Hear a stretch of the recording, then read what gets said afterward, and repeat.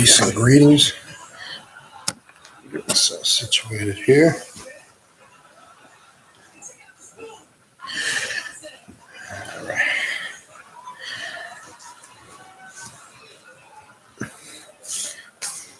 John, wash the glasses, man. Crush them. All right. Peace. Peace, trainer. We'll get started in a minute. We're just going to wait for some more people to come in. Yeah, there's the little guy. Just the little guy. He might be here bothering us for a little bit. All right, I'm just going to give it a minute or two. Just let some people get in the room. Then we'll couple quick announcements, and then we're going to get into it. It's going to be a little different tonight. I'm going to touch on in detail. I'll explain that when we get to that. This topic comes up a lot. All right, so we're just going to wait.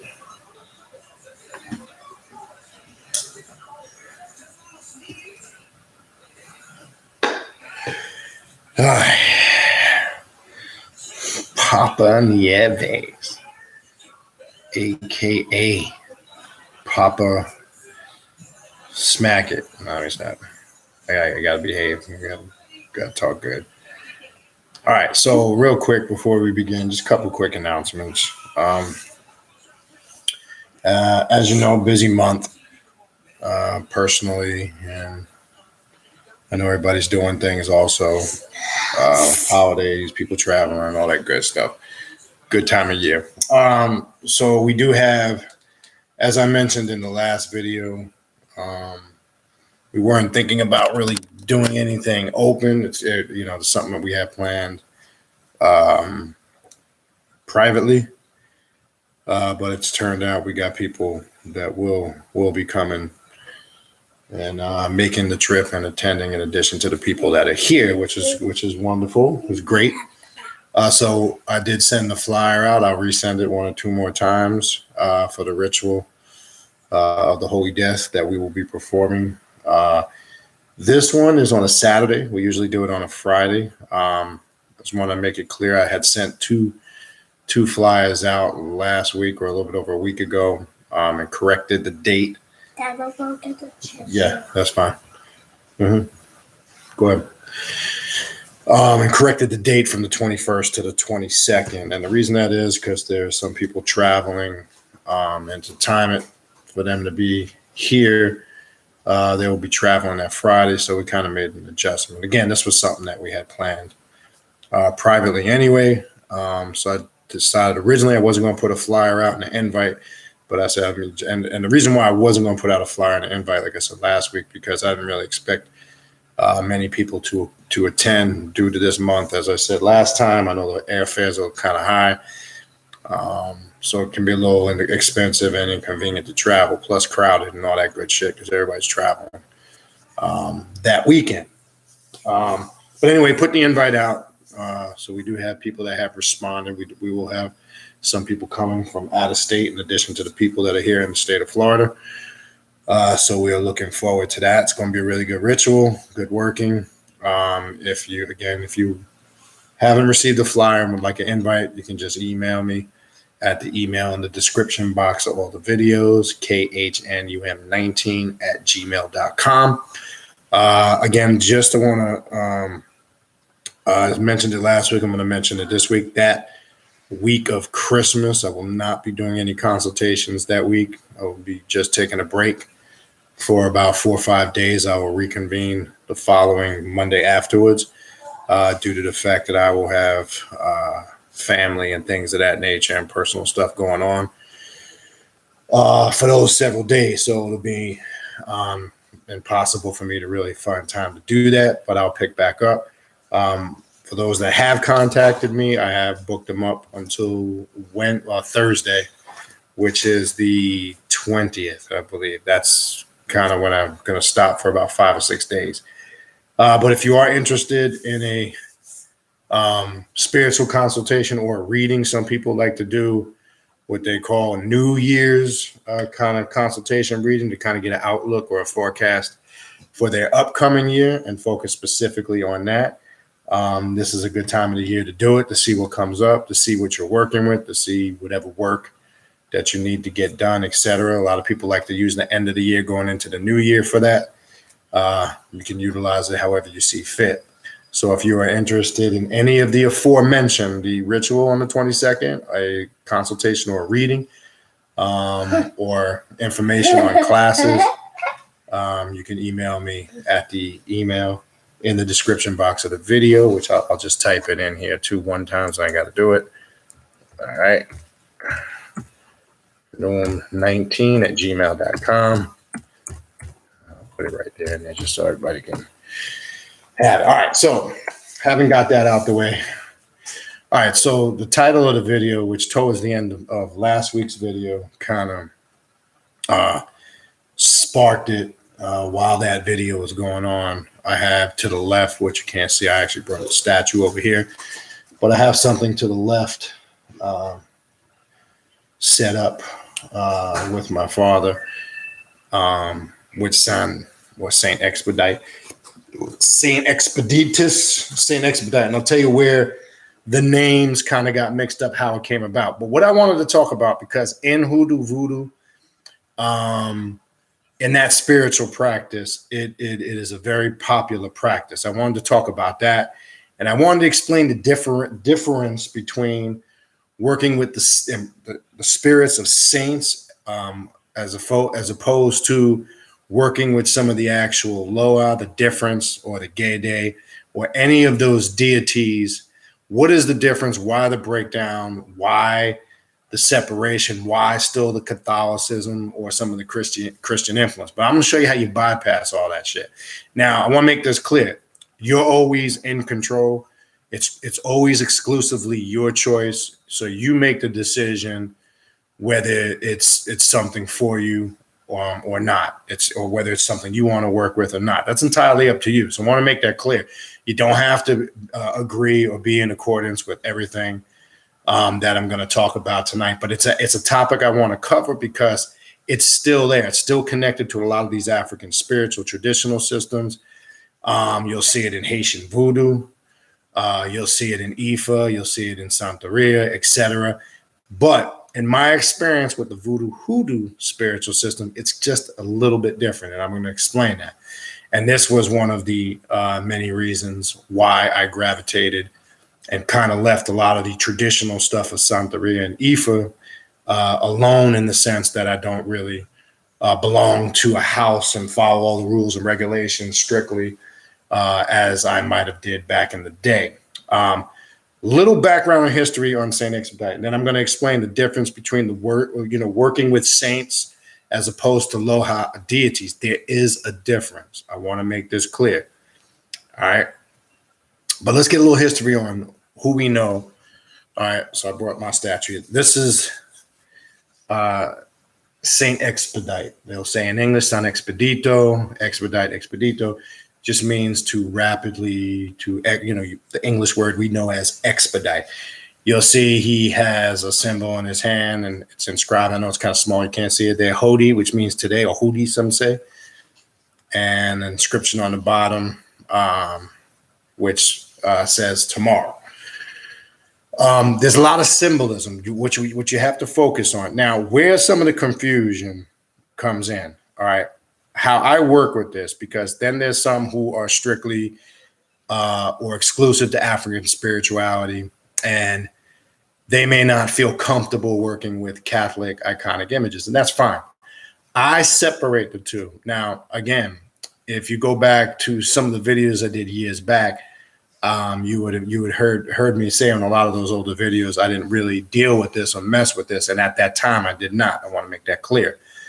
But as I years later got into the voodoo hoodoo tradition, a whole different approach was presented to me. And as I mentioned in a video a few months back, in some work I did with Papa Legba, there's an ancestral connection there.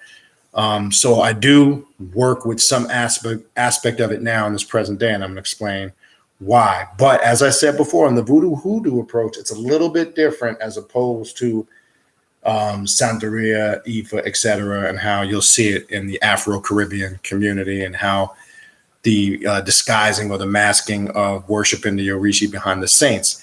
Working with the voodoo spirits is a little different. So I want to explain first the history. St.Expedite, if you do your research, is an actual person that lived, was canonized by the Catholic Church, was a Roman centurion that was executed. He was beheaded along with several other soldiers. How it got connected to the voodoo hoodoo tradition, if you do your research, there was some relics mailed to Our Lady of Guadalupe Church in New Orleans. And how he got the name St. Expedite, as far as St. Expeditus, which means soldier in the Latin, the box was labeled wrong. So that's how the name, or how it's utilized today. The relics were labeled wrong, so they assumed that was the name of the saint in the box. So all of this, the spiritual work branched out. That's the story from that spiritual tradition. He was from Armenia. If you do your research, a very popular saint that's revered in the Mediterranean and Italy. And again, I have a connection with this based on part of that being my ethnic roots from the Middle East and from the Mediterranean, Italy, mainly Sicily.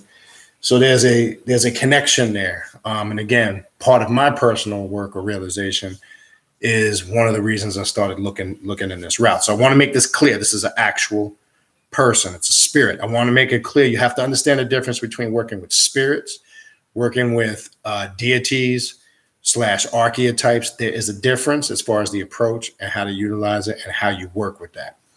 All right. So that's the basic history. When you have your own free time, you can pull up all the information.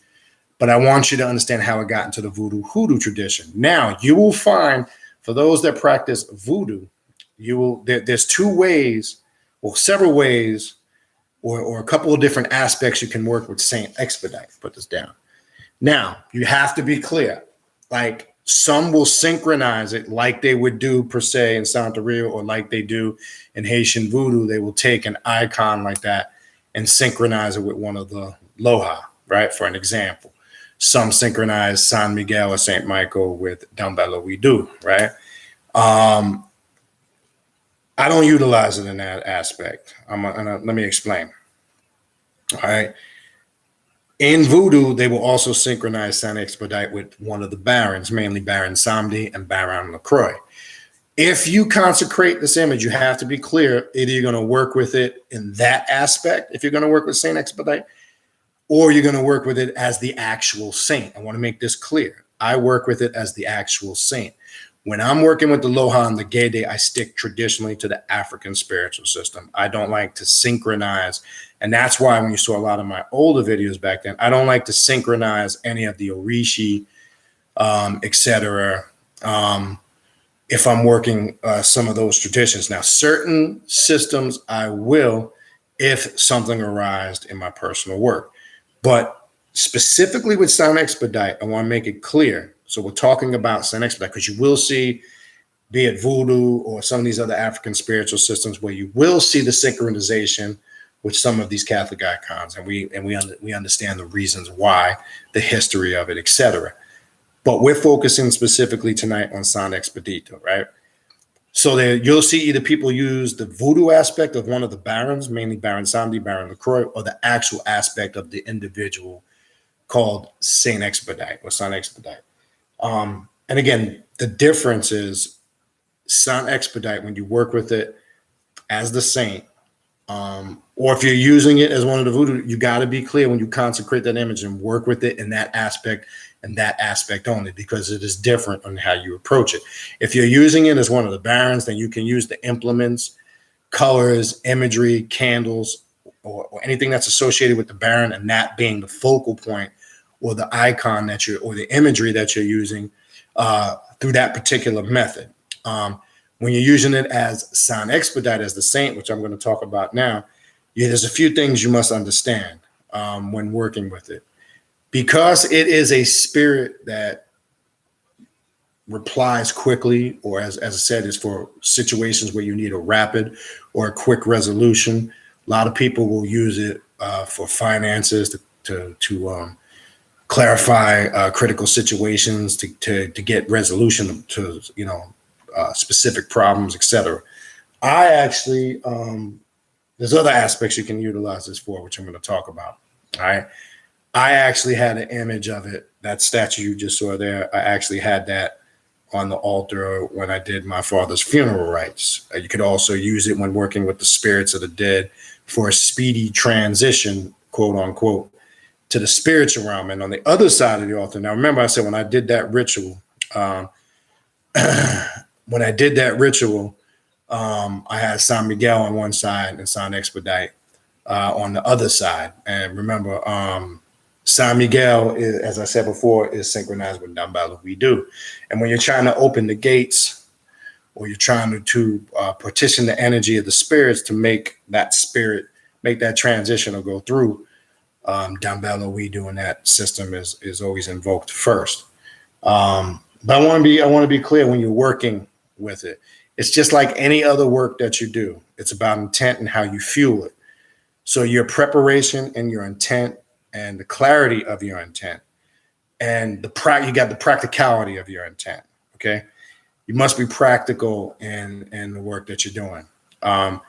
For an example, because as we said before, when you're working, the difference between working with it as the aspect and the saint aspect, as opposed to synchronizing it in voodoo with one of the barons, Baron Samedi or Baron LaCroix, you should know the history of St.Expedite. It's a very volatile spirit. Because it was beheaded in a lot of the spiritual systems in voodoo hoodoo in New Orleans, a lot of elders will teach you that if you're not specific of what you want from the spirit, things can run amok. What do I mean by that?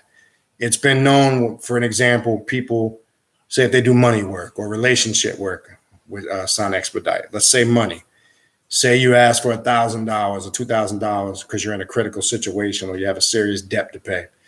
You must be clear in your petition and intent of how you want that money to be obtained. Let me give you an example. If you're not, for an example, if you say I just need X amount of dollars to clarify a certain problem, well, or you could wake up the next morning and find out your grandmother passed away and you get that money through an inheritance or part of that inheritance that she left to you, because that's how the energy works if you're not crystal clear. Or you might get it through an insurance policy of somebody that you had access to.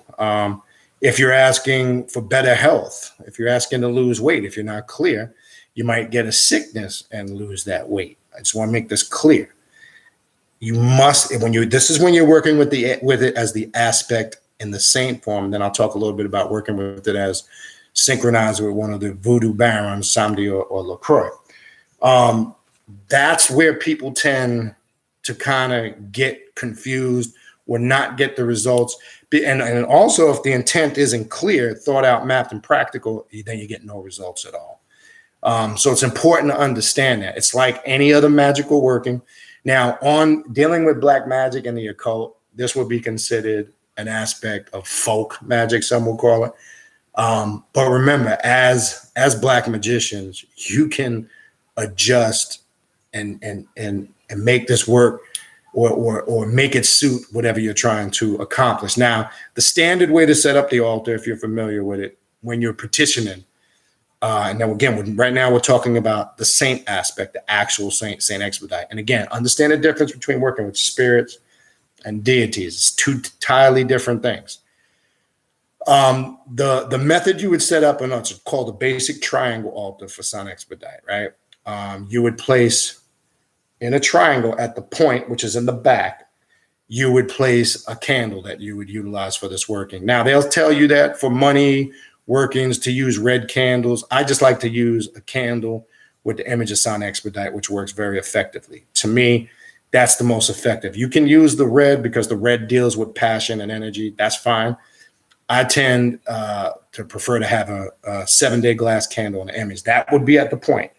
Then on the right, remember you're forming a triangle. So you have the top point, which is the candle. On the right, you would have the image of St.Expedite, right? And again, this was the image that I put there. You can get these statues. They're online. You can get them in a Botanica, cult shop, spiritual shop. They're available everywhere. Not a complicated thing to get. To the left, you would put a glass of water. So that forms the triangle. You got the candle at the tip. On the right, you got the image of St.Expedite or St.Expedite. And to the left, you would have the glass of water. All right. Now, they say traditionally, which I go against all that you should give the pound cake when your request is answered and then do something to make the name of the spirit known. Well, I put the pound cake there when I do the ritual, and I'm going to explain why.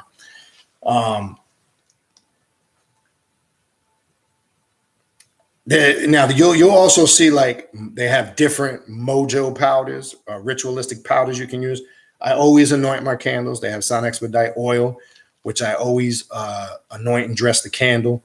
Now, what I did on mine, I had the triangle, and when I do on mine, around the triangle, I put a circle with everything in between, and I used some of the mojo powder. And if you know the science between the triangle within the circle, there's a significance in that. You can do whatever you need to do to enhance the ritual. I'm just giving you the basics, but understand on this path of self-mastery, etc., you as the adept / magician can always make whatever adjustments as far as adding and taking away. It is not mandatory to do it one specific way. Contrary to what some people will tell you, it's a bunch of bullshit. So don't get caught in that trap. If your spirit speaks to you, if you get an intuition, a communication to do something, do it. I tell people never go against that.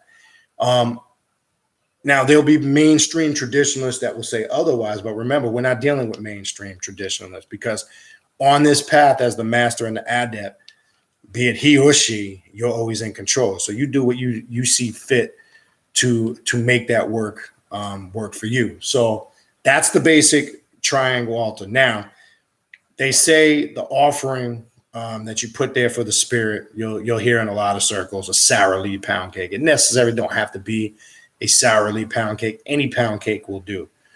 That's the offering for the spirit. Now, again, a lot of this, where does the essence and origin of that come from? Well, amongst a lot of Hogans and high priests and priestess in the hoodoo voodoo tradition, it's something that was started years ago and worked very effective. And also flowers. You should put flour. Now, they say the flowers in the pound cake should go there afterwards. I put it there initially for the offering because I found that to be very productive. Now, I work with this as a connection to the working with the spirits of the dead, but also accessing this particular spirit of the dead. It works very effective for finances as long as you're practical. Okay. And when I mean practical, you got to be clear. Look, it's not when you're doing candle magic or any other type of magic. If you work with the aspect when you're dealing with finances for the consistency of finances, I personally have found out if it's not a specific matter and I like to work with the consistency of finances, just coming in consistently. Because again, I've explained this before in previous videos over the years. I've found when you focus on a set amount, in my work, now others might have had success doing that. Now, I'm not talking about we got a critical situation and you need a specific amount. That I'm not talking about. But I know some people will just choose a random amount. I don't find that effective because what happens is psychologically the intent isn't really centered or focused. It's more random and scattered all over the place. But when you're focusing on consistency of constant flow and you ask the spirits to open the gate to bring it in on that level, I found out from experience, and again, I can only speak from my own personal experience, and I'm sure there might be others out there that might, or not might have had a completely different experience. So I would say to that, do whatever works for you. But I'm going to say I deal with the consistency aspect, and that's how it becomes practical. You'll find when you work with the consistency aspect, things are always taken care of. You have some shape, form, or fashion, stuff comes in, whether it's through your business or whatever it is you do to make your living. Doors open. Don't mean like you just got to sit back and not do anything. Doors and opportunities open. You just got to seize those opportunities. And if you want to label them, I don't like to use that word. If you want to label it odd or strange things, it sometimes appears that things just happen and you don't You're not putting in any intense effort. That's when you know you're locked in and connected to the spirit. Now, when you're working with these spirits, there is no one particular way to set up an altar. So I want to make that clear. The spirit will communicate to you, and everybody is connected to the spirits differently. So don't try to compare what you're doing with somebody else. You might see similarities, but don't try to compare what you're doing with somebody else, because your connection is different from the next person. So whatever communication you get, that's how you should set up your altar. So the traditional triangle way is the reason why, how something becomes a tradition, because it gets passed down and it's been utilized and it's gained success for many years.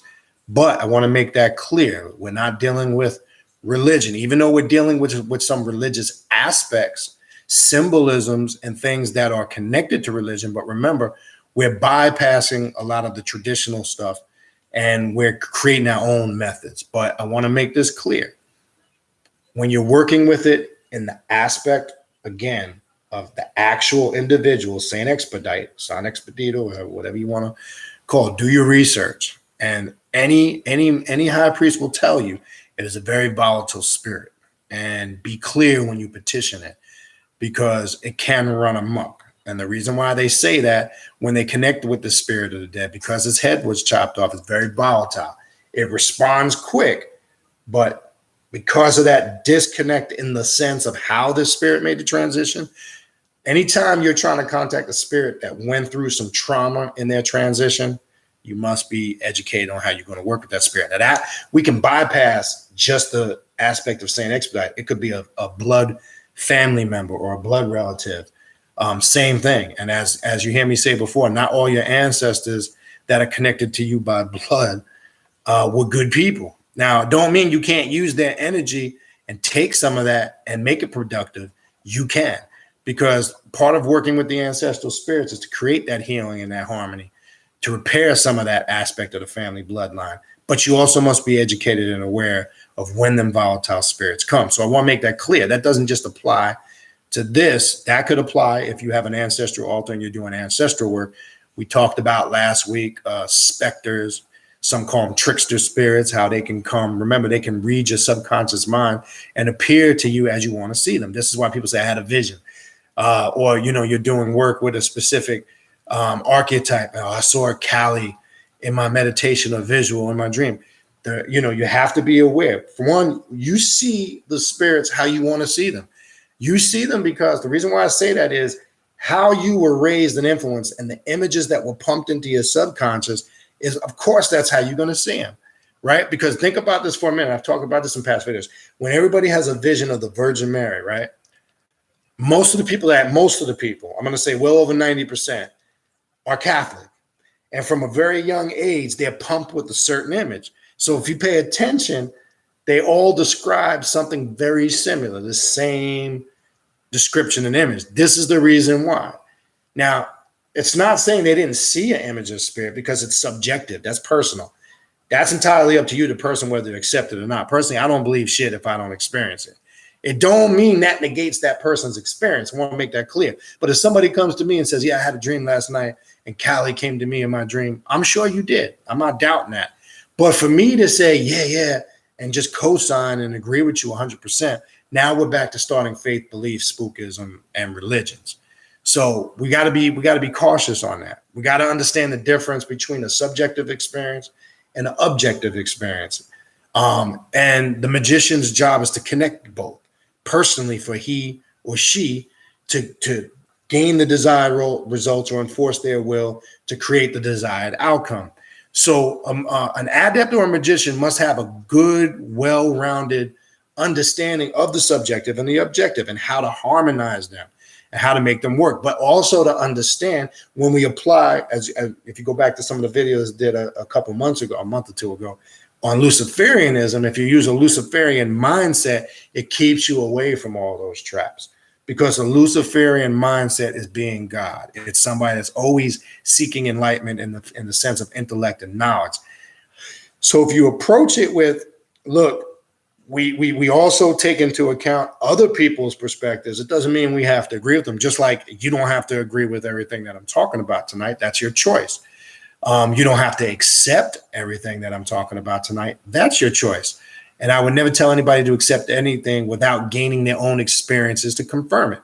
And as I said many times on this path, there's going to be many aspects and spiritual systems that you gravitate towards, that you like, that you vibe with, that you resonate with, that you got a good frequency with. And then there's going to be some other stuff that you don't vibe with. You just don't feel a connection with it.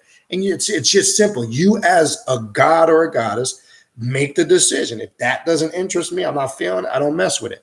I wanted to talk about this tonight because, as I said before, a lot of this is filtered in a lot of African or Afro-Caribbean spiritual systems, very prominent, not only here in America, but in the Caribbean community, all over the Caribbean, in Latin America. It's been an aspect that has still to this day, even though, because the debate comes, if we're not in times of slavery, why are we still using some of these Catholic icons? I've addressed this many times. As I said before, years ago, I was kind of completely against this.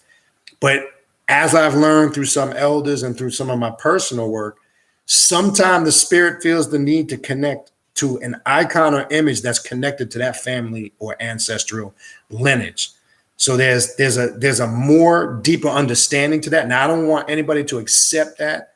You would have to gain that experience based on doing your own work. Again, I can only share with you my experiences with it. So me personally, I do work with some aspect of it. I keep it separate from, as you guys have seen before in the past when I've shown you glimpses of my altar. I have a complete separate altar with that, with the synchronization of Papa Legba in the center of it, or who is known as Papa Legba. So again, back to real quick, and then we'll get into the aspect of the barons, and then we'll go through some questions. And then I'll have a book suggestion here.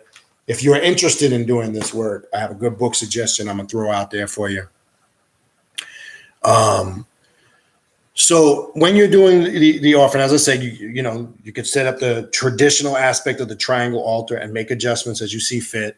I like to put the flowers on the pound cake there. So I dress my candles. I use the mojo powder to create the circle. To me, it seals the sacred space. That's why I do it. I would recommend burning a good quality incense. Anytime you're doing your ritualistic work, it's good to use what we call a talisman or a high quality spiritual incense. I don't recommend you use like cheap incense sticks. They do make good quality incense sticks. I'm sure many people know that. I like to use cones or resin when I'm working a particular working or a ritual. To me, it's better quality. It enhances the energy and the vibration of the ritual.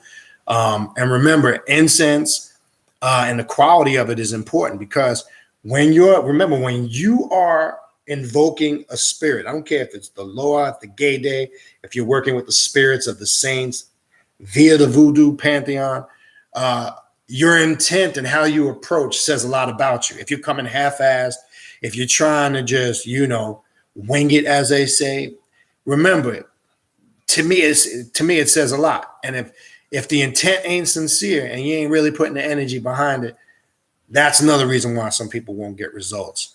So I would recommend good quality incense when you do it. Now, you should have some invocation. Once you set up the altar initially, there's many different invocations. You can look at many different books. You can go online. I would suggest you just get an idea, but create your own. I wouldn't utilize anything specifically word verbatim. It's good to find something that you like and change the wording how you see fit. You should consistently, daily, every time you light the candle at your altar, say the invocation and keep doing it until you get the desired outcome. So this, just like anything else, takes work. It's not boom, let me just throw something up there, light a candle, poof, it's done. No. Remember, it's you charging it with your personal energy. If you're not charging it with any of that energy, again, you won't get any results. I can just tell you that right now. You're pretty much wasting your time. So you should stay at it consistently.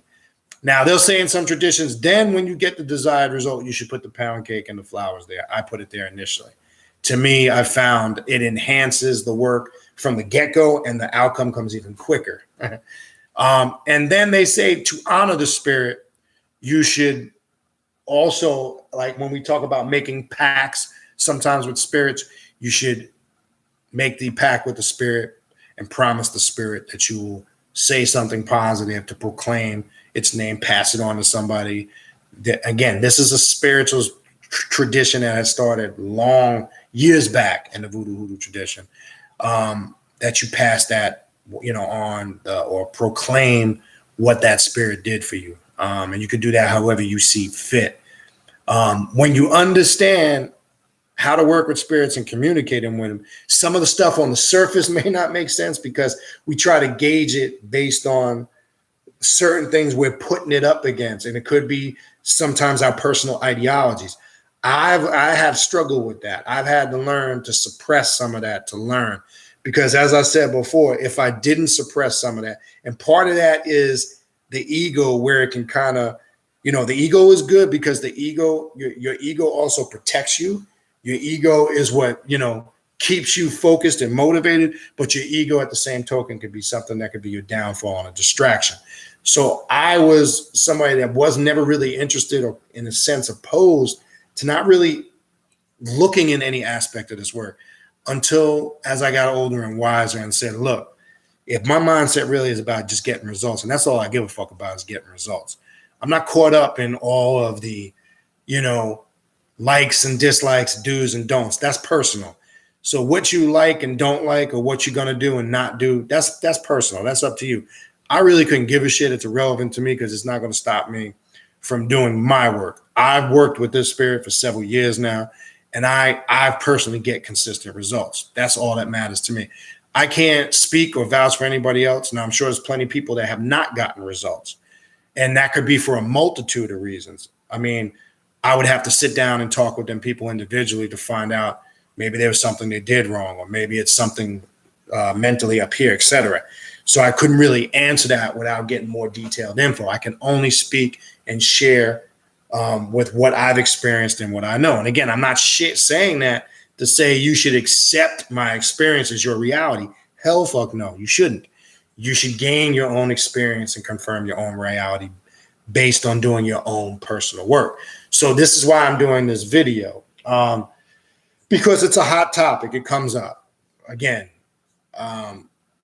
Some people don't really like to connect with any part of this aspect when it's dealing with systems of African spirituality. But at the same token, a lot of them belong to houses, whether it's in Santeria or Ifa, where it's there. And even though you might want to play African and act like it doesn't exist, because if you practice some form of Ifa/Santeria in America, unless you're strictly dealing with the Ifa aspect from a pure African perspective, which you do have babalawos, African babalawos here in this country, but then you got to be careful because I want to get into all the cons and the hustles that goes on with that shit. That's a whole nother story. We've addressed that a bunch of times. Again, I'm just saying in general, I'm addressing it because it's there. I've found out when you just negate all that shit and you make the choice for yourself, you decide what's resonating with you and what you're connecting with. Again, if you don't feel any connection with it, no desire to work with it, that's completely your choice. All right.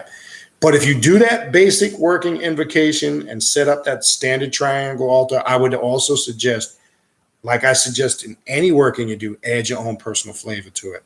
Now that's working with it again as the literal aspect of St.Expedite. All right.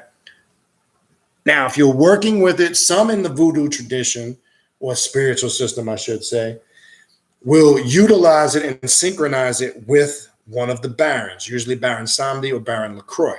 You will see this also. So I want to make this clear to clear up the confusion because I get emails on this. Same symbol, right? Now, what I just explained, I've synchronized this particular icon in only and exclusively only working with it as the actual person or spirit, St.Expedite.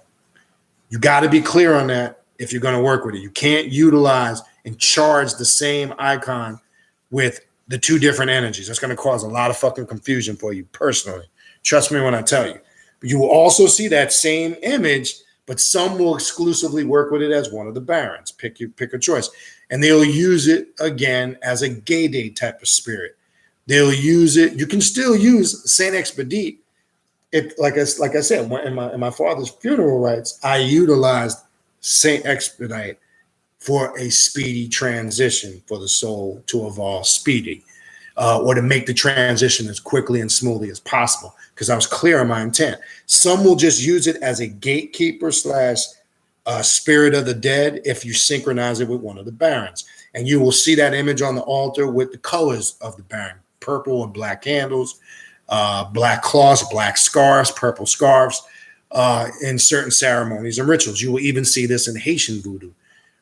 So if you see, I want to make it clear, because you might see it in that aspect, because even the influence of it there is connected not only just in Santeria, but you'll see it amongst Haitian voodoo. So I want you to be able to detect and decipher the difference between the two. There's two different ways to work with it. It's up to you as the practitioner to be clear how you are going to work with it.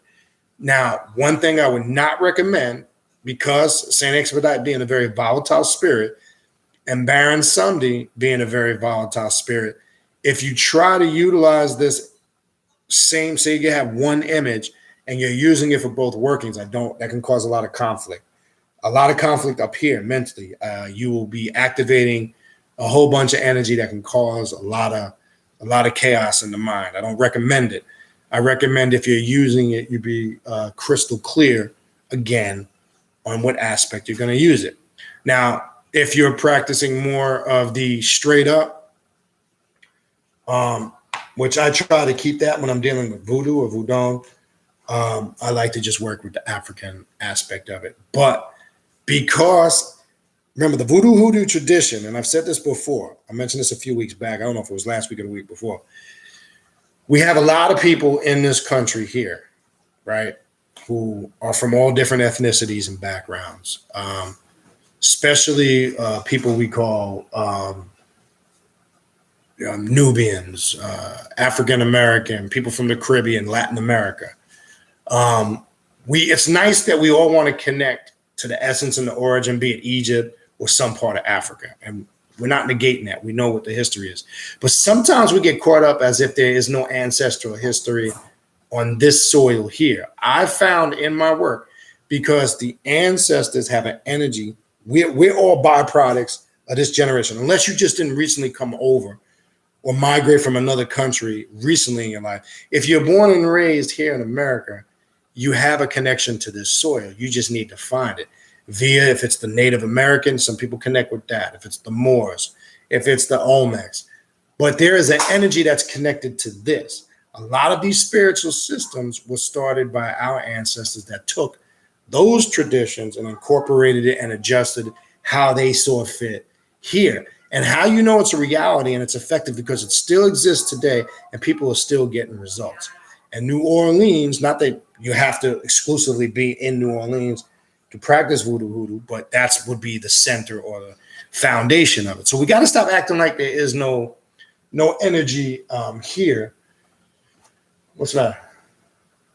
We got to stop acting as if there's no energy here or connection here, because we're all trying to connect. We're so busy sometimes we get caught up in the Africa-Egypt hype and act like there's no spiritual connection here. We get caught up in that game. And that's something I've found over the years in work that we got to stop doing, because what that does is we limit ourselves. When we feel like we need to be exclusive and loyal to a spiritual system, I need to be exclusively Egyptian, or I need to exclusively be Ifa, or I need to be whatever it is you think you need to be exclusive to. Really what you're doing is you're cutting your spiritual creativity off. You're limiting yourself. I would suggest, in my approach, I would be open to any and everything, but you decide what you want to be open to and what you don't want to be open to. That's entirely up to you. But I would never shut or prejudge anything down until I did my complete investigation on it and then make the decision. And then if you make the decision, it's for you, great. If you come to a conclusion based on information you gathered and feel like this is something I don't want to do, that's entirely up to you too. So you must be clear on what aspect you're going to work or how you're going to work with St.Expedite. Are you going to synchronize him with one of the barons, Someday or LaCroix, or are you going to work with the actual saint aspect of St.Expedite? Very important to understand that. I think that's where the confusion comes in. And I've also noticed over the years, people that might just be slightly familiar with it, they see both and they get a little confused because they don't really know. So if you're a newcomer watching this video and you might have seen this stuff here and there, you might have passed a Botanica or an occult shop, you might have seen it online, you might have heard. I just want you now to be educated and understand so you're clear on why it's utilized. It's that simple. It's not really that complex. It's not really nothing out of the ordinary. Now, a book I want to throw out.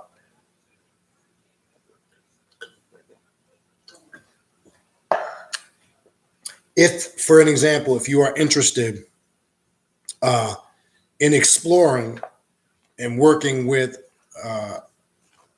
the power of the saints through the voodoo spiritual system, or you would just want to get more information on it to find out. This is a good book by Ray T. Malbrough, Malbrogh. It's called The Magical Power of the Saints, Invocation and Candle Rituals, right? This is the book. You can get it on Amazon. It's very inexpensive. It might be like $10. He is a New Orleans voodoo high priest. Now, I'm pointing this book out because I want people to understand the difference between both of them. This is exclusively dealing with working with the saint aspect in the voodoo tradition. In the book, it goes through a multitude. There's actually a great ritual in here for St.Expedite to give you an idea. In addition to St.Expedite, you will see other rituals like for St. Martin de Porres, who was actually an African canonized saint, working with different aspects of the twins that we might know as the Marasa, but it synchronizes it with the Catholic aspect of it. There you see at the section on St.Expedite. I mean, you name it from A to Z. It shows you how to work the candles, how to charge the candles, aspects on how to set up altars and place them depending on the type of working that you're doing. Just to give you an example. There's also, when you get to the middle towards the back of the book, there's candle rituals for specific situations, be it legal issues, attracting success, finances, you name it. If you're looking for a good book to work with the magical power of the saints via candle magic and invocations, this is a good book. It's very simple, easy to work with. You don't need to be, a whiz, but it's very simple. And it's a great book if you're interested in learning on this spiritual system and see what it's about. You'll see it deals also with a lot of planetary influence. It gets into deeply intense in the different colors and what they represent. It will get into the utilization of certain oils and how to charge the candles. There's a great section in here on reading the candles.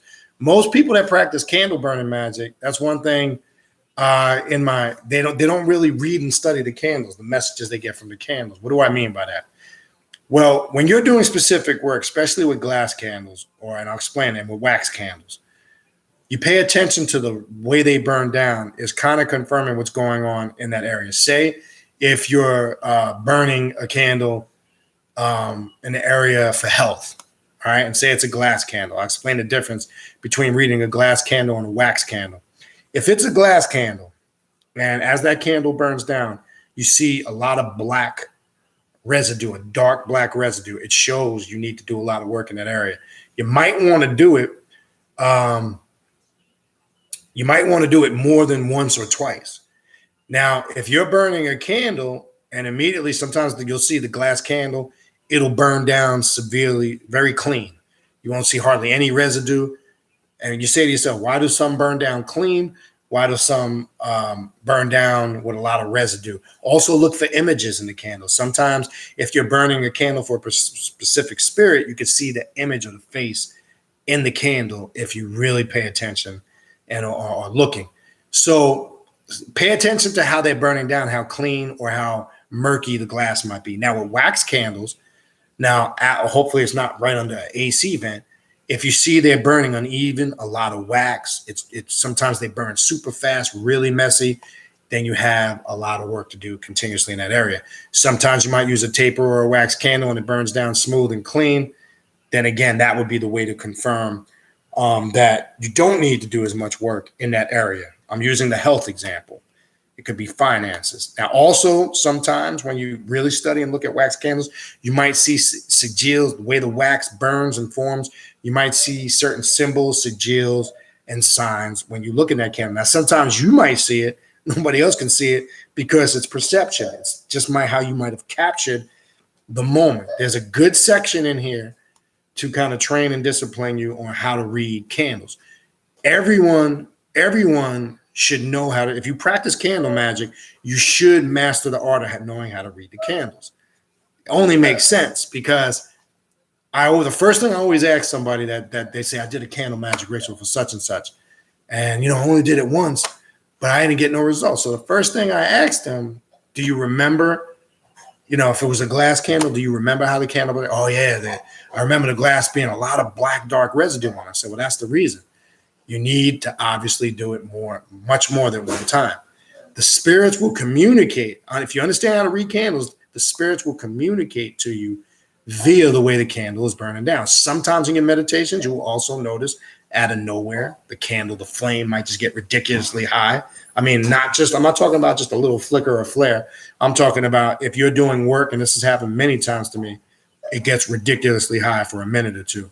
That's also a confirmation. You gotta, when you're working at your altar, you gotta be open to perceive these things. And I'm trying to explain this as practical as I can, removing the spookism, because then you gotta be careful, because as I'm explaining this, I don't want people to get spooked out and, go out to what I call Spookyville in their spacesuit, because you don't want to, you should study and discipline yourself to read them correctly to avoid you going to the extreme.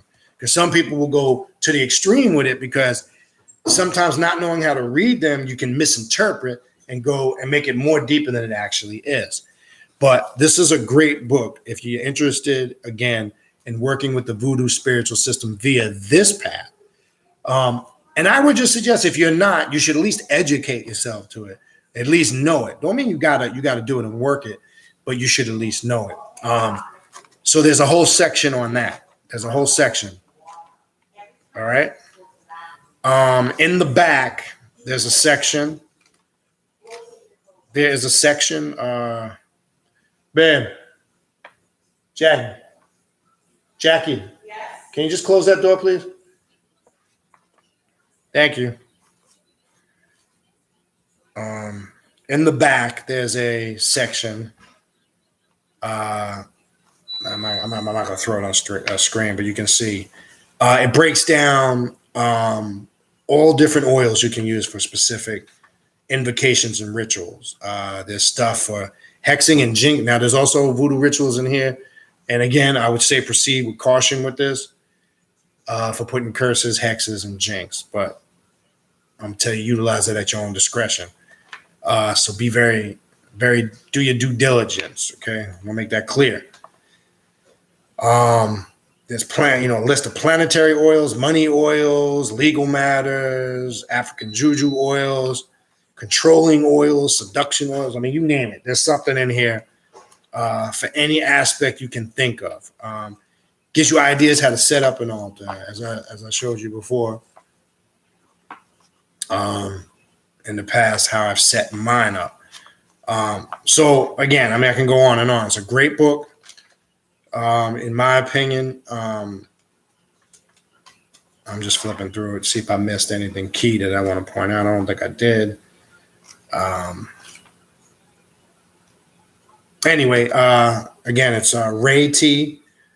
Marlboro. I'll put the book there one time so you can see the author's name. Might want to write that down. All right. And the book is called The Magical Power of the Saints, Invocation and Candle Rituals. It's a very simple aspect of magic. And as you know, I utilize all different forms of candle magic. It's very effective, etc. So, having said that, I'm going to go through your questions and your comments. I'm going to start from the top, so be patient. So I hope you got some questions, some stuff you might want to add to this. And if you do or have worked this path, maybe you can even share with us maybe some of your experiences, a quick comment that we could share with everybody else and maybe build on. So, I mean, I think that's pretty much self-explanatory. As I said before, as far as the image, this, if you Google it, this is a 8-inch statue of St.Expedite that I use, that I've charged up. I got this actually out of a Botanica. You can get them online. You can get them on Amazon. And again, and how I work, again, as you know how I set my altars up, I keep everything sequenced with what it's connected to. I don't intermix the energies. I don't mix, I just don't do any of that shit. I have something specifically, for the Orishi. I have something specifically for the voodoo spirits. I have something specifically for the saints. And then I have my black magic altar when I'm working with Set, the Prince of Darkness. You learn that as you go along as a practitioner. You learn as you get acclimated with the energies and your spirits start to communicate with you and you access your personal demon, which is your higher self. Once you start tapping into that communication, that's that you start getting guidance in the areas that you need, how you should and should not do things for you. But as I said before, don't compare with what you do with everybody else, because what you do isn't going to work for everybody else, and vice versa. What they do, not everything that they do is going to work for you. You got to be the one to decipher, what's good for me and what's not. When I say good, not in the sense of good and bad, what fits in with my spiritual system, what fits in with what I utilize and practice, and what doesn't. Don't let nobody dictate that for you. Something that I had to learn years ago. Some aspect of it, not in the easy way, the hard way. All right. So I will just be patient. I'm gonna scroll to the top. I will get to everybody's questions and comments. I will address them. So I'm going to the top. So if you just recently typed one in, be patient. I will get to you. All right. Again, peace. Don Metatron. Man, that sound like an entertainer's name. Let me stop. Peace, brother. I said peace to Trina, Black Tower, Sister Akua, peace.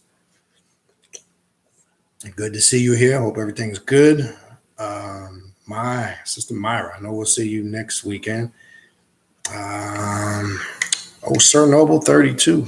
I guess you must have been busy lately. Good to see you here. Peace, Tarek. Papa Nieves. I know I'll see you next week, brother.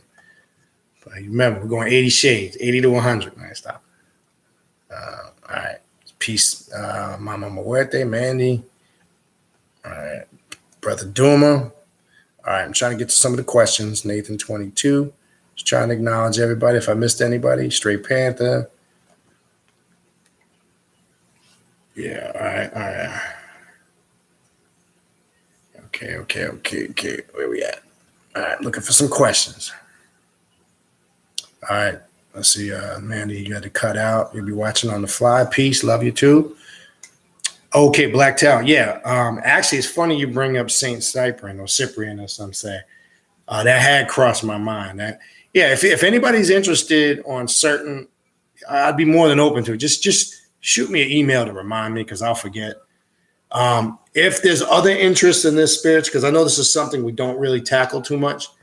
If there is something in this particular spiritual system you might be interested in addressing, feel free to shoot me an email to remind. I have no problem covering it. And again, I want to make this clear. If this is just not your, I know some people. I want to make this clear. If you say it's not your bag, it's your cup of tea, as they say, because you're just caught up in being exclusively something, whether it's Kemetic or Ifa. I get it, but I would say be open minded, because really, again, I was in that boat. Really, it's based on results. But if you're not vibing with it and you're not, that's cool too. I just want to make it clear. But it is a topic that needs to be addressed, in my opinion. Sometimes it's like the elephant that sits in the room that nobody wants to acknowledge. I mean, how many of us have been at a Santeria / Ifa Bembe, and you see the African / Catholicism stuff mixed all together? Now, I'm not talking to the educated. That could be a little bit confusing to somebody that's not educated. When you understand the synchronization and how the spirits work, then it makes a little bit more sense. So that's why I'm covering this topic, because it does exist. All right. So definitely send me an email, Black Tower, as a reminder. I would definitely more than happy to do a video on that. Okay, Gilberto, good to see you checked in real quick. So you had to check out. Okay, millionaires and billionaires. St.Expedite never works for me. I guess my request be too big. It could be. That could be a possibility. Again, I'm glad you put that in. I'm not sure if you were in here earlier when I was talking about in the beginning of the video about the intent. There could be many reasons why you don't get results. That could be one of them. If you're saying that, maybe it's something you're sensing and feeling. And I want to make this clear. When you're working voodoo and magic, if you know me, I never promote it and would never promote it. And a good spiritualist, elder, teacher, guy, whatever the fuck you want to call it, would always come at you based in reality and practicality. The problem is sometimes voodoo and magic can be manipulated in the sense to the individual where they're deceived. You're promised things that are not a reality. And I stay away from that. I do know with working this system, magic, or any type of system you want to connect with it, if you work it consistently, you can get consistent results, but you have to be consistent at what you do, number one. And two, you can live a decent life. That is a reality. And I always present it like that. Unfortunately, if it was as simple as just lighting a candle, doing a ritual, and being a millionaire, we'd all be millionaires. So I'm going to keep it 100 with you there. Can you? That's why I was saying earlier, I like to work with, when dealing with finances, consistency of it. What do I mean by that? If I'm doing work with that, I find I have consistent clients coming in, consistent money in the work that I do, etc. It's constantly inflow of money constantly coming, and money being tucked in certain areas, money being spent in certain, etc. If that's what I mean when I say you can live being consistent, you can live a productive life where you won't have some of the major, we're all going to have problems and issues. That's a reality. Anybody that tells you otherwise is full of shit. And don't believe the hype, because I see a lot of these spiritualists on the internet, and trying to play Mac daddies and trying to play like they, high priestesses and high priests of this and that. And like they live in these lavish lifestyles. And yeah, they might be on the camera, but most of them are doing that shit with not, ripping people off, taking them for serious dough, and giving them fake and false promises. Now, if you got a good spiritualist, he or she, and you're getting results, then that's a good thing. But so I'm not saying that everybody out there is on that tip, but there are probably well more than 50 to 70%. So I never promote it as that. I promote it. It's based on you, the individual. The effort and energy and the work you put in, that's the results you're going to get out. Nobody's going to do it for you. And anybody know that's been a client of mine over the years, I teach you how to do it for yourself. That's why you employ my services. I sit down, I go over it with you. I get into depth and detail, whatever work comes up you need to do. And I teach you how to go out and do it yourself. That's the difference between me and somebody else. Because the game is, if the individual tells you they're the only ones that can do it, then that forces you to keep coming back to them. The only reason why I have repeat clients is they like to just periodically utilize it for what it's for, a consultation, to seek counsel and have a discussion. And it helps put them in the right direction or the avenue that they need to go. And that's it. It's that simple. That's the difference. And as I've explained this many times before, as opposed to what I do and what some of these other people do, because they'll tell you after a reading or a consultation, yeah, you need to do this ritual or you need to do this cleansing. And then here comes the ridiculous amount of money it's going to cost. The difference with me is if we're doing a reading or a consultation and a specific spirit comes through, it could be one of your ancestral spirits. It could be the spirit of one of the gay days. It could be whoever. Whatever work's going to be done, we're going to use divination to find out exactly what it is. And then I'm going to tell you how you're going to go about and doing it. If it's a bath or a cleansing, I'm going to show you how you're going to create it and charge it with your own personal energy. You understand? And it becomes more powerful and effective that way. Now, traditionalists will tell you otherwise because obviously they're going to tell you otherwise because they want to keep the control and they want to keep the dominance over you so you keep coming back to them. Again, the only reason why, and there's some of you in this room that are some of my repeat clients, and I've been working with you guys for a couple of years now, but you see the results you get and the growth and how you've evolved and how you look at things differently. That's the difference. And that's the difference, again, of what I do and what others don't do. And I don't need to put up fake ass testimonials on a website because to me, that don't mean shit. I can hire anybody to make up some shit and post it on a website. The results speak for themselves. My work speaks for itself. It's that fucking simple. So I don't need to put up fake testimonials and this and that. I'm typing in, try the product out. That's the best way. It's old school, but that's how it works. But I know that went a little bit out there, but to the individuals, question, millionaire and billionaires, down. I'm just trying to throw some. Again, I'm not saying those are any of the aforementioned reasons why you did not maybe get the results you were desiring, but it seems like your intuition is saying maybe you are asking for maybe something too big. Now, I've always said a way to combat that is set small goals which lead to bigger goals. Sometimes, like for an example, if we're looking to start a business and we want that business to be a Fortune 500 company, well, let's start first with let's get it up and running, productive. Let's get that business flourishing and consistency, and then that leads to the next step. I find when you're working magic, if you set practical goals, I'm talking about goals that you can accomplish quickly, because sometimes when you set a far-fetched goal that's way ahead, sometimes you can get discouraged or you don't put enough effort and energy because you didn't get the immediate result. So I'll teach a lot of my clients, set short-term goals, especially if you're in a financial crisis or if you're in a personal relationship crisis or you got some personal stuff going, etc. If you set small goals, which lead to the eventual outcome of the bigger and the greater goal, which you're trying to accomplish, I find that's one way to kind of manipulate. Remember, part of working black magic is manipulating the subconscious mind. You must be retaught and you must rethink things completely from a whole different perspective. The hardest thing to do for some people when they're working rituals and they're in their chamber is you can't let any preconceived notions, personal ideologies, faith and belief systems come in when you're in that chamber. That shit is all out the window. When you're in there, you must be able to go into the utmost depths of your subjective mind and contact that power that lies dormant in you to create the outcome that you're trying to look for. That's a hard thing to do because subconsciously, when you're not aware of all of the influences that affect you and you're not aware of them all, there's a lot there. But as you start doing work consistently, you become aware of some of these things that are not, or that you're not conscious of on the surface. All right. But hopefully that pushes you or helps you to some aspect. But it was a good comment. All right. What else we got here? I'm looking for questions. Oni Tyson, St.Expedite is similar to Shango energy. Yes. It's very volatile. It's very intense. It's a very raw energy. That would be a good way to describe it. And as I said earlier in the video, must be clear on your intent if you're working with it as the saint aspect, because it was a martyred spirit. He was beheaded in battle as a Roman centurion. A lot of high priests and priestesses will tell you, because of the trauma it went through at its time of death, you should be cautious, as I said earlier, working with any spirit that went through some trauma in its initial departure from this realm.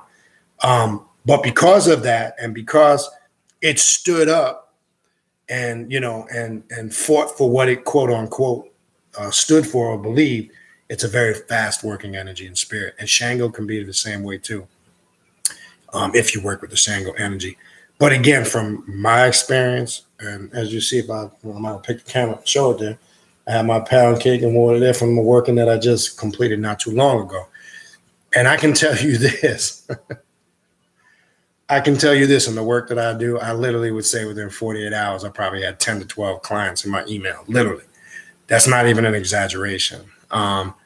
It's just how it works. And when you're working with, you can utilize this with whatever business, you do, if you're working with the financial aspect of it, I'm talking about. But many good ways. And again, in this book here that I showed, there are some workings in here specifically for St.Expedite. All right.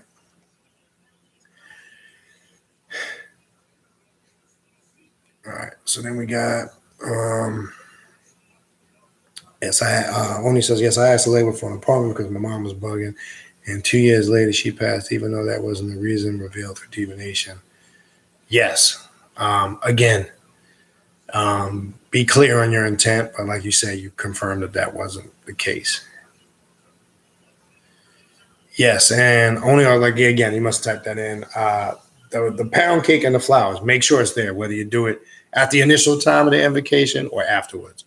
So if you're going to be the one that decides to put it there afterwards, make sure if you get that result / blessing, whatever you want to call it, you don't forget to do that because remember, you're dealing with a volatile energy. And I want to make this clear. Know the difference between working with the spirit / deity or archetype.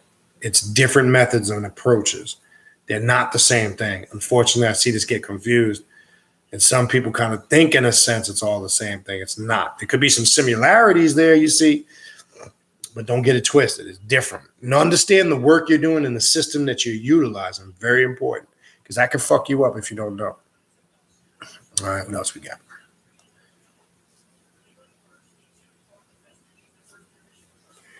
Okay, Black Town. Not gonna lie, I missed all your fam. Been going to doctor appointments.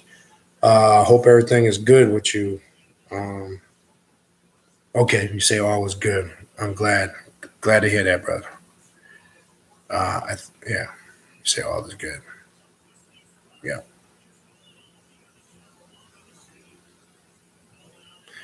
Good question by the Black Tower. If I don't have a statue, is that okay, or do I at least need to be able to visualize, say, the image of the statue? Or yes, some people, you don't have to use a statue as long as there's some image there. Some people will put a card there.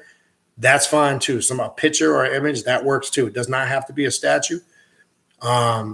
Since I work with a lot of different icons, I like to have the statue there. But no, definitely, as long as you just have some image there, that's fine. Some people you will see in the voodoo tradition, they'll put what they call a prayer card there. The prayer card has, the prayer cards have the image of the saint on it. They'll utilize that as opposed to the statue. That works too. Now, if you really want to get intense, you could even do it like that. You can do it mentally in your mind and just visualize the altar. That's on a whole nother level. I'm not going to start there right now with that. We'll start with the basics. I would try the basics first because, I haven't really touched on stuff like that yet, but that we'll get to that point. But yes, the answer to your question is simply, most definitely, yes, you can. All right. Peace created in darkness. Created in darkness says my candles burn uneven. So I would assume you're talking about wax candles or taper candles. You should, again, as I said earlier, you should pay attention to that. So what I would do is if I saw that and I'm working candle magic and I see a lot of my candles are burning unevenly, one, I would say, all right, what did I burn this candle for? What was the intention behind burning this candle? So if it's, let's say you were burning it for harmony in a personal relationship with a family member or a significant other. Obviously, there's something off there. So there's two ways to approach this. You might be aware of why you burned it because you knew something was off, but you might have to go into deeper, intense thought to figure out an approach. If maybe the problem solving methods that you've been using up to this point is not effective.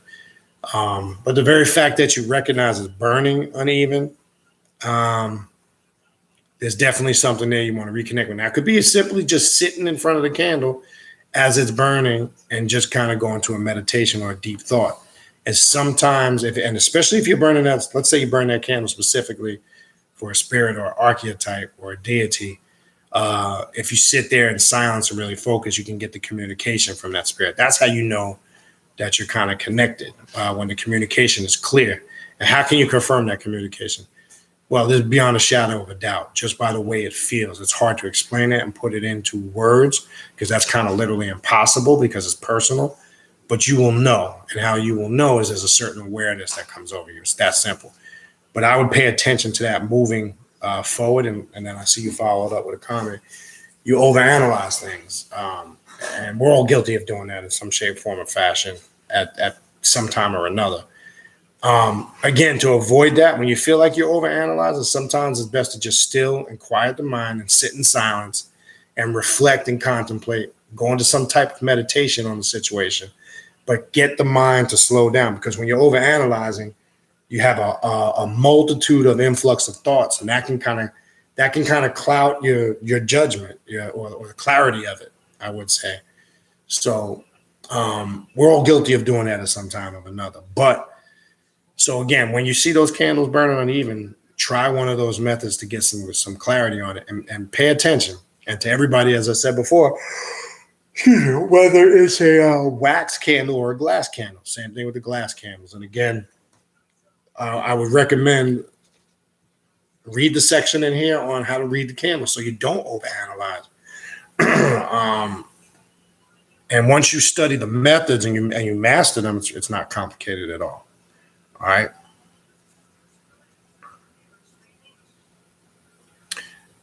Okay, this is a good question by Oni.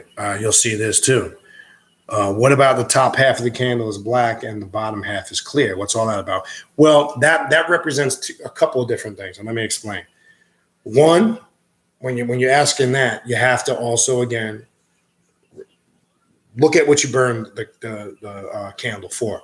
Now, usually what that symbolizes is, or how to read into that is, when the top is black, meaning when the candle first started to burn, you were having a lot of blockages or difficulties in that area. But as it started to burn down, you kept working this particular situation or ritual, and you kept that candle burning consistently. You might have spent time charging it mentally. It's just what it's trying to show you is, as the candle started to burn down, you were getting clarity and resolution on the situation. That's a good question. You will see that too, where the top, it gets black, and then all of a sudden, when you get to the middle of something, out of nowhere, it's now crystal clear, clean.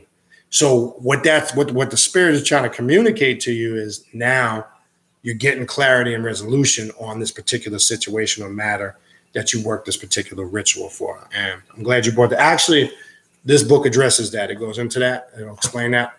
And I'm sure there's other books out there that do, but since you bring that up, that's a good question. Now, I've even seen it, not to open a can of worms, I've even seen it go the other way, where the top is clear and you get to the bottom and it starts getting black.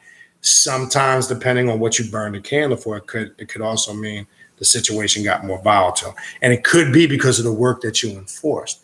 Now, I've seen that happen when somebody's doing dominance rituals. You got to be careful, because you might have inflicted that energy and it might not have been productive at that moment for you to do that. So the spirits might be communicating to you, you just made the situation even more volatile. So I've seen that, and it's a rarity, but I have seen it. So pay attention to that, okay? Damn, things skipped on me. Be patient. Sorry, hold on. I got to find my spot. Okay. I got it. Okay, Don Metatron says, how do I know if I've connected with the spirit?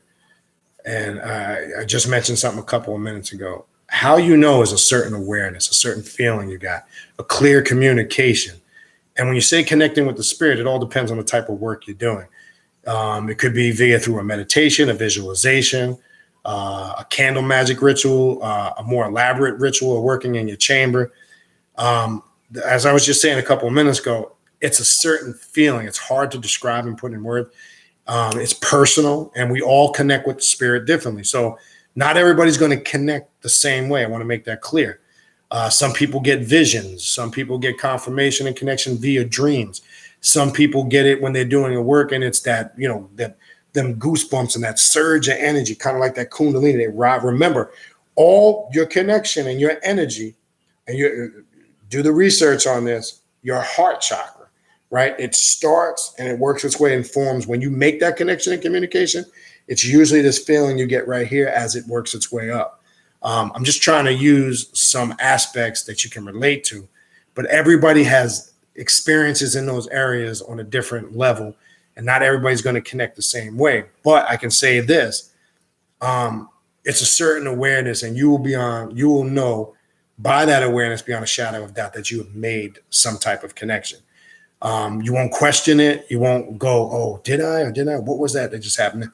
It's just an automatic confirmation. And again, it's hard to put in words. it's hard to capture, we call it the aha moment, right? You hear that term? It's hard to explain that and express it in words because everybody experiences it differently. But that's what I would say. Double R, and I know you typed that in earlier. No, the book is not just on St.Expedite. Well, you probably know that now because I clarified that. But no, it goes into all different aspects of the saints in the voodoo tradition and who they're synchronized with. You got St. Anthony of Padua in here, St. Rita, Anais is synchronized with us, St. Joan of Arc. I mean, St. Cyprian, as we talked about earlier. You name it. Our Lady of Regalia, Our Lady of Prompts. I mean, you name it. It's pretty much an A to Z on working with the magical powers of the saints through invocations and candle magic. I even have the aspect of Papa Legba as the infant of Prague, which that's the aspect that I use in the voodoo tradition. You've probably seen that on my altar. For those that came to the ritual, I have a statue consecrated to that. I have red and black around it. I have red and black beads because that's how Papa Legba communicated to me to utilize that particular. And I ain't going against that regardless. So I really couldn't care what it looks like on the surface. That's irrelevant to me. Even a good section in here on creating spiritual baths. Like I said, a small power, about 200 something pages, but a lot of shit in here. If you're interested in working with this aspect of the voodoo spiritual system, I've gotten great results from it, And those that know me, I work with a lot of different shit. All right. Created in Darkness says, my demons do my bidding for me. Yes, you can utilize that spiritual system through different aspects of demonology. You can invoke spirits. We're actually in the midst of that's a whole nother story. We're going to talk about that here. In the open, yes. You can. We did a whole. That was probably about 2-3 months ago. Creating your own servitor spirits. That is an aspect of this path. And as long as if you're connected with certain ones of your personal demons, or you're creating your own servitors to do your bidding, that is another powerful system, which would be a topic for a whole nother time. But I have done and talked about that many times. There's a video in the archive, I think it's called Creating Servitors and something. I can't remember the rest of the title, but you'll see it. And that is a left-hand path practice that we utilize on this path, most definitely. And when dealing with working with demonic integration, which is connecting to your personal daemon, which is your higher self, those that know me, I've always taught that that's the core foundation of this system, because your personal daemon, in essence, is the real you. Now, some will get into it. We've talked a little bit about it from different aspects, and everybody approaches demonology, or some say demonology, or working with demons or demons differently. There's different methods out there. There's not one exclusive method. But again, I simply say whatever system you're utilizing, you're getting results. People will say, what should I do? Whatever you're doing and it's working. And again, the one email I can't stand is when somebody emails me something, says they did a ritual and they got results, and they question it and go, did I do it right? Or should I have done that? That's a dumbass question. If you got results, you connected. There's confirmation that you connected with the spirit. See, sometimes we're looking for confirmation and connection, but we're looking for some miraculous, cataclysmic event or tumultuous event to happen to get the confirmation. Sometimes it's a little simple thing that's smack right in front of our face. And like I say, if you did a ritual and a working and you got results, don't question it, and don't follow it up and say, did I do it right? Of course you did it right. You did it the way you needed to do it, and you got the results. There's your answer. There's your confirmation. When you question it, you kind of negate your own power. When you question and go, did I do it right? How the fuck did you not do it right? Now, if it completely failed or something seriously went wrong, then I would say, did I or did I not do it right? I would never negate my power and question it afterwards after I got good results. Just doesn't make sense. Wacky J, peace. Oh, wow. Okay, Lloyd Bike, peace from France. Peace to you. Appreciate you tuning in. All right. Creative Darkness, Southern Cal. All right. Good to see you here. All right. What else we got? Yeah, it is true. Now, it was funny because I haven't been to a Bembe in a while now. I'm probably going to say it's been a couple years. I get invited to them all the time. My godmother's always calling me. Just doesn't fit in with my schedule. A good friend of mine, his wife is actually initiated in Ifa. I got invited to one about 6 weeks ago, but we were doing a ritual. So it might have been like 6, 8 weeks. No, I'm sorry. It was the end of October. And it was the same weekend we were doing our event here. That was the 2-day event. And that was the last one I got invited to. And I found out just what you're saying. They are funny, man. It's just now, you know, it's just like anything, whether it's music, entertainment, when it becomes trendy and a fad and then it becomes commercialized because there's a lot of profit and money to be gained, the sanctity has definitely, in my opinion, been taken. It's really hard to find a good, sincere house nowadays. It wasn't always like that years back. And one thing that, when you find some of them old school elders that have the utmost respect for the system and they take it serious in the sense that they have respect and they're sincere. I was fortunate when I came through. To my knowledge and my experience, I didn't have any really bad experience. The house that I came through and belonged to, I was fortunate to be around a lot of good people. I was connected to a lot of good elders.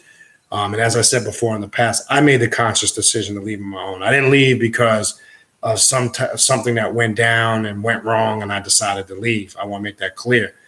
I voluntarily left on my own because I just started to grow and evolve in a different way. It wasn't because something bad happened to me, or it wasn't because I was dissatisfied with something or angry. No, I made the conscious decision to leave them alone because I just felt like my life was going in a different direction. Because I started to slowly but surely, see the commercialization of it, unfortunately. And then it's a show to some people sometimes when you go to these damn Bembes. They're more concerned with who's watching them and then they're putting on a show. But having said that, I don't want to condemn the whole practice and spiritual system because, having said that, there's still a lot of good, positive and productive people that work it. So, but yes, you are right. Mercer TTV. Been following for a couple months. I finally caught you live. Pretty good, valid facts. I appreciate that. Thanks for tuning in. Created in darkness. This is a really good question. Can't destiny be manipulated? Most definitely it can. Now, but here's the thing. You have to come to this realization on your own.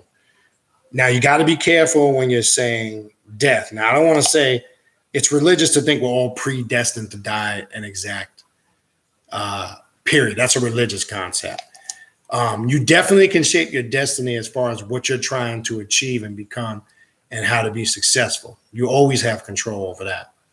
You can manipulate by, way of, I want to be careful how I word this in dealing with death and when it's your time to make the transition. I say be careful because in essence, we think that death, I'm not saying you created in darkness, that's asking the question. I'm just speaking in general now. On average, the masses are under this impression that death is something so horrific and tragedy, and it's such a tragedy. Well, we first and foremost, one of the things we understand on this path is death is but the doorway to immortality, right? Because we know we're you can't destroy the soul, right? We are beings. We are beings of any quote unquote. When I say energy can't be destroyed. Now you can get into the vital life force in different systems of magic. You can get into ether. When you break down the composition of what we are in essence, what we came from, and how we basically are vibrating at a low frequency and took on a solid form. Once we give up this physical shell, this physical body, we actually go into what we call or start to evolve into a state of immortality, right? So when we're talking about destiny, we have to be clear on what we mean in what avenue, because destiny in general it covers a wide spectrum of things. Now, like I said before, you'll hear this term, there's everything you can control in life except death. That's true to an extent. As long as you're doing what you need to do as far as to influence the outcome of what you're trying to succeed, and you're not trying to speed that process up. Pay attention to this. In that sense, you are altering that destiny of death, regardless if your time comes 2 weeks from now or 50 years from now. I'm hoping that concept, as I just said that, you can grasp that. But that's the whole purpose of understanding. Again, remember, working with the death current, working with the spirits of the dead, whatever you call it, necromancy, is to get you acclimated with that energy. And it's not just to work with doing rituals in the cemetery and putting graveyard dust on your altar and working with the images of skulls and dark magic. That's part of it. Shit, I utilize that in my altar all the time. But as I said last week, and I believe the last couple of weeks, being connected and working with the spirits of the dead, or the current energy of the dead, or the current, as they call it, is to see constant evolution or evolving and change and growth in your life. That's how you know you're connected with that energy. And when you are connected on that level, you are shaping, and if you want to use the term, manipulating your destiny. Because remember, I always say one of the key aspects of black magic or real magic, one of those processes starts with first manipulating the mind. You got to manipulate the mind. What do I mean by manipulate the mind? You must re-teach it everything. Because one way to really start out and master this path and work magic is it's hardest thing to do is suppress what you think you know and kind of retrain yourself all over from scratch. Because that kind of covers everything, and it's like a major repair work. So I'm utilizing all these concepts because, yes, there are ways you can, to an extent. Remember, that's perception. Other people might perceive what I'm saying now from a different perspective, but what you're saying is in line with that. So the answer to that question is, to certain aspects, yes, you can. Because if you accept the notion that you came here and everything's predestined before you got here, then you might as well just go back into some religion. Because then you're saying you have no control, and then there's some spook or mystery god that's up in the sky somewhere controlling every aspect of your life. So what's the fucking point for you even existing? Just doesn't make any sense. And that's why I always love that movie with Bill Maher, is that his name? Religiosity, whatever that was called. He brings up some valid points in that movie. I love the scene in that movie when he went to the Holy Land, which is right outside of Orlando near Disney, and he was interviewing. You guys probably remember this if you've seen the movie. He was interviewing the guy that played Jesus, and the guy was coming to him with talking about the afterlife and this great place that we're going to when we die, when we leave here. And then Bill Maher says to him, well, if that's the case, why don't you just kill yourself now? Go now. What are you waiting for? And the guy just paused because for a second, he didn't really have an answer for that. That's kind of how, I feel when somebody believes from a religious aspect that everything is predestined. If you believe that, it's a belief. Now, you can. I'm saying if you do, you're entitled to that. But I'm also entitled to completely be objective to that. I think that's a crock of shit. I think that creates a system of mental slavery and mind control. And you become a sheeple instead of, in control. You become, slaughter for the masses. So, yeah, that's hopefully that pushes you in the right direction. All right. All right. Created in darkness. And that's a good point. Never depend on anyone to do this work for you. You can't. Again, as I've said many times in the past over the years, you can have guides, elders, teachers, people to give you advice. You can dialogue with people in groups of like mind and that practice these things, because that always gives you a strength. But at the end of the day, you always hear us talk about is when you tap into that isolated consciousness of set, it can be a very lonely path. You find that out. You really realize when you strip away all the illusions, and you just detach yourself from all the bullshit, you start to realize at the end of the day, you were the only one really there anyway, and everything really filtered out from you from jump. It's just, we can get so sidebarred by all the bullshit we've been programmed with from birth, and we can get trapped. But yes, nobody can do this work for you. This is my boy Peter Gosenga. It's a strong ass name. Peace, brother.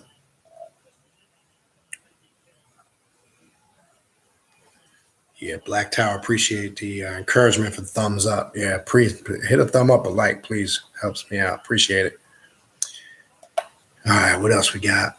Wagon J, very glad to be learning, growing, spiritually maturing, a lot of transformation and internal evaluate. And that's key right there. Internal evaluation going on. Be honest with yourself, daily application, consistency. That is again, I talk about that a lot. That is a hard thing for some people to do, to internally and self-evaluate themselves, because, sometimes we could be our worst critic. What do I mean by that? Sometimes we like to give ourselves over props, as I like to say, right? We're all very aware of the things and the skills and the talents we have that are good.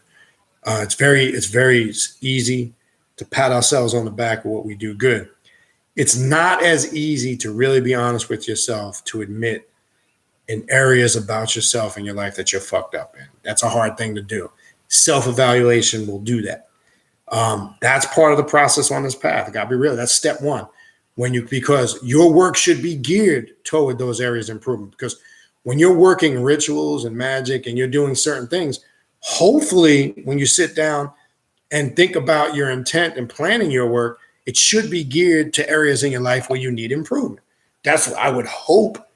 That's why you came on this path. I would hope so. Now, remember, I did a video a while back called The Steads and Rewards of Work on This Path.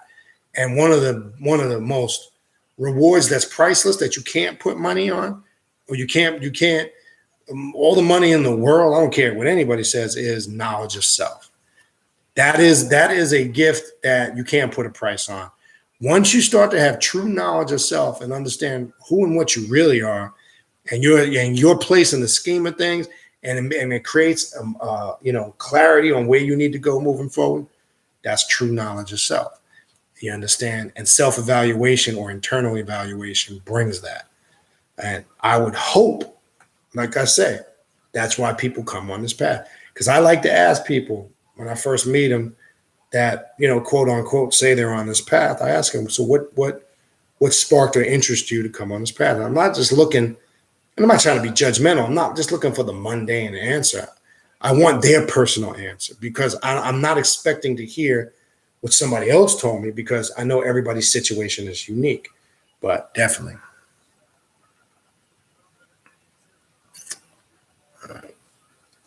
Where we go? Hold on, people skipped on me. Bear with me. All right, I got it.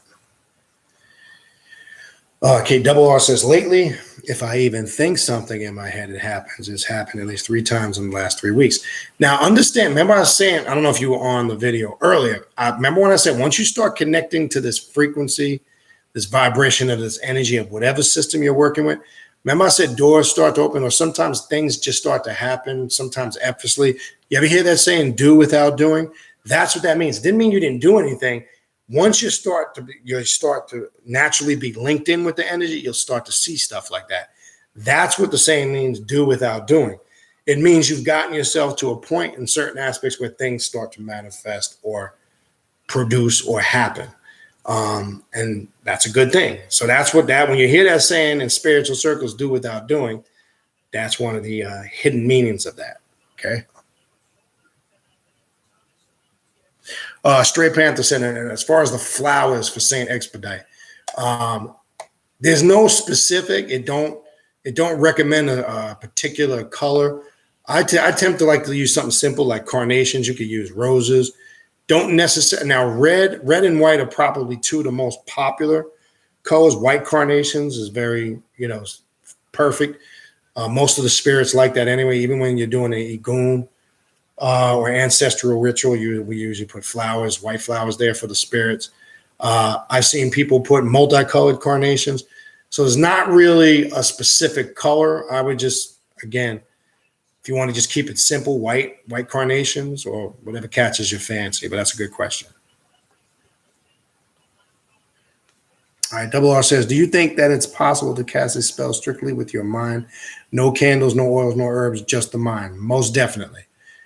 Because remember, candles, oils, ritualistic tools is just to enhance the power of the ritual, because your mind is what fuels every ritual that you set out to do, because that's the power that's infusing or giving the ritual energy from the get-go. And I've always said this, and I can't remember the video. You got to learn to work magic every day, and even just basic mundane stuff.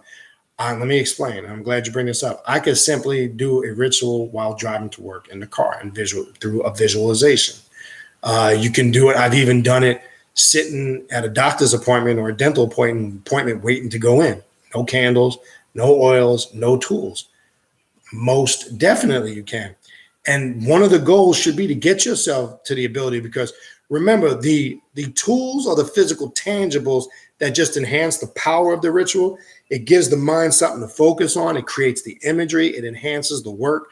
I like it for that. I'm not caught up in that, but it's part of the imagery. If you go into the Satanic Bible and the Satanic ingredients, I always refer people to the Book of Belial.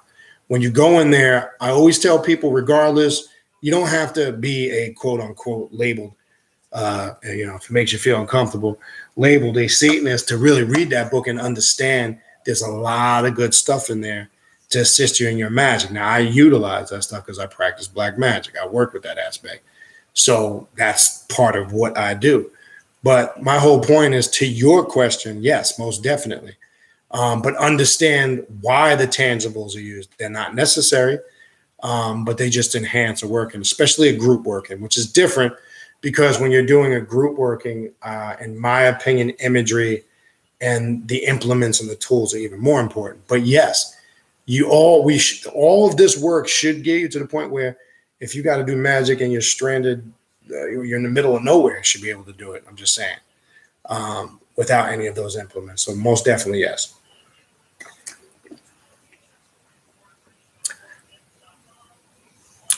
And Created Dark says double R. Most definitely, that's how I started. So there you go.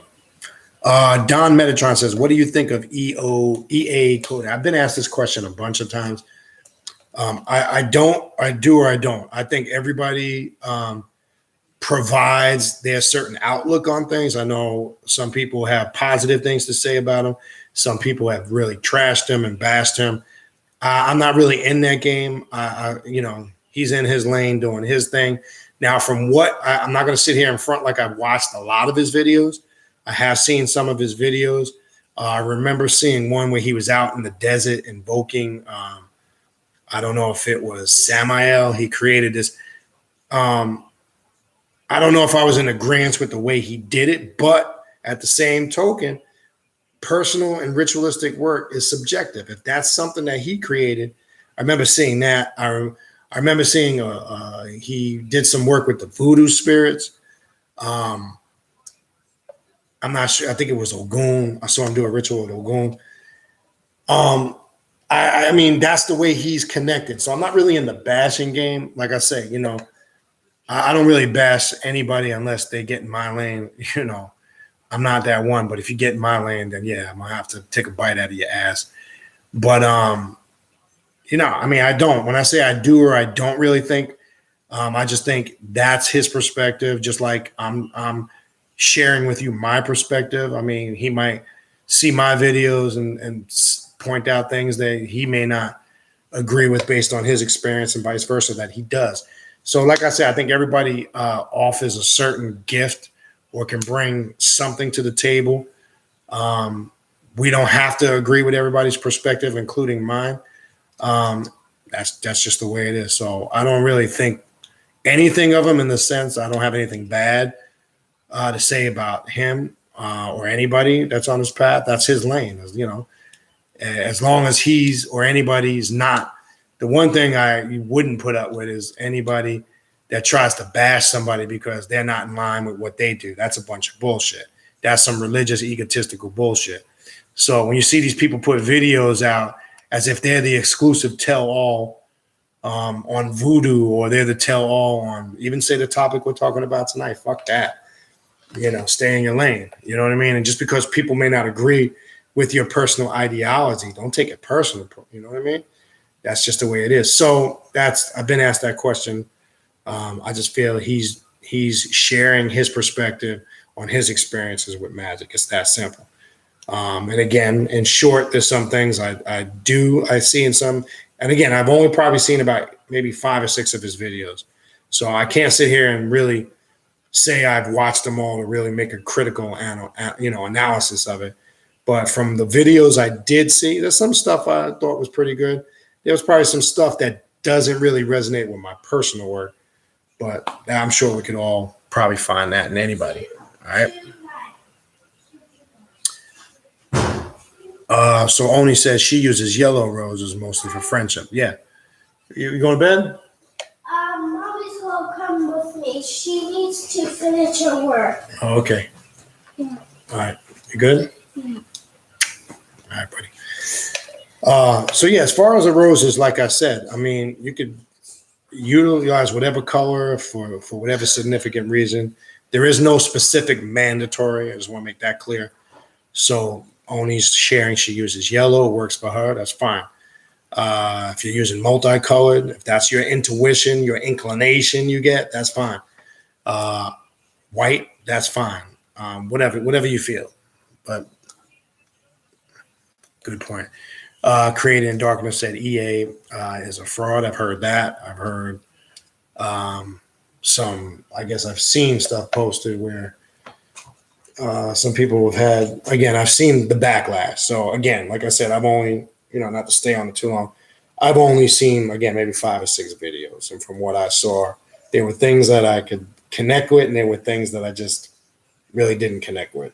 But I'm sure we can find that in anything we look at. But yeah, I mean, all right. What else do we have?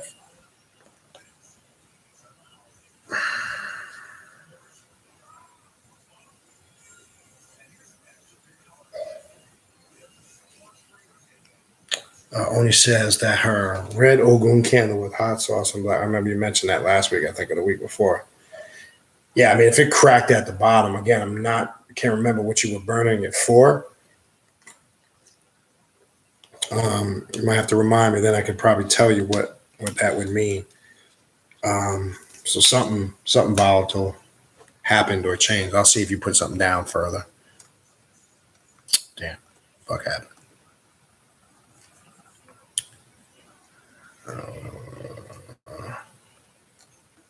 Give me a second. Lost my spot.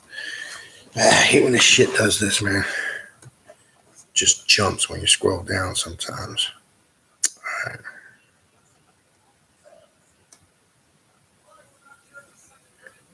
Okay.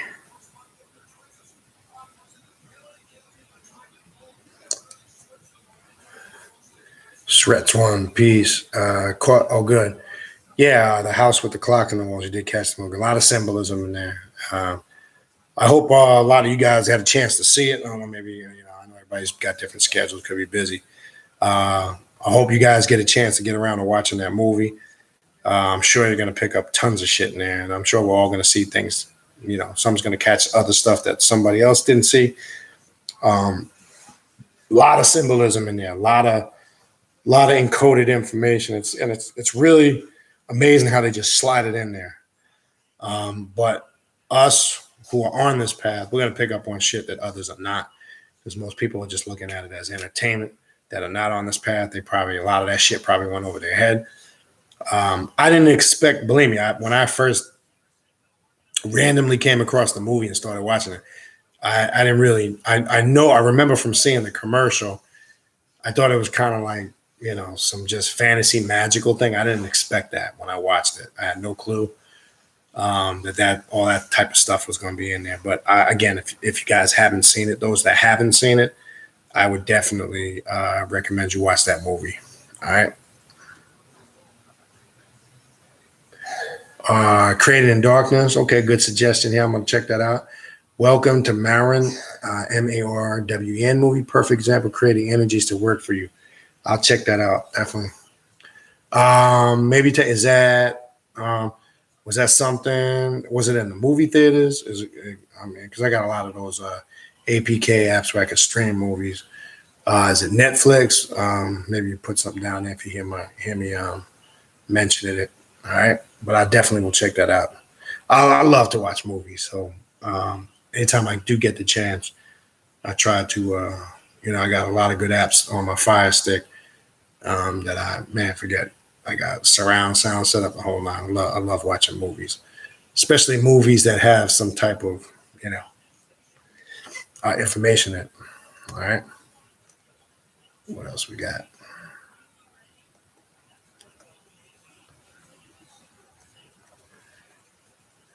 Okay. All right. So only further commented on the yellow flowers for St.Expedite. I use yellow so I can maintain the bond of friendship and trust with the spirit. Again, that's great connection, or how you utilize the, using those colors. And again, again, as I said earlier, and not just with this work and any work, you should add some personal, flair to it, of your own. Okay.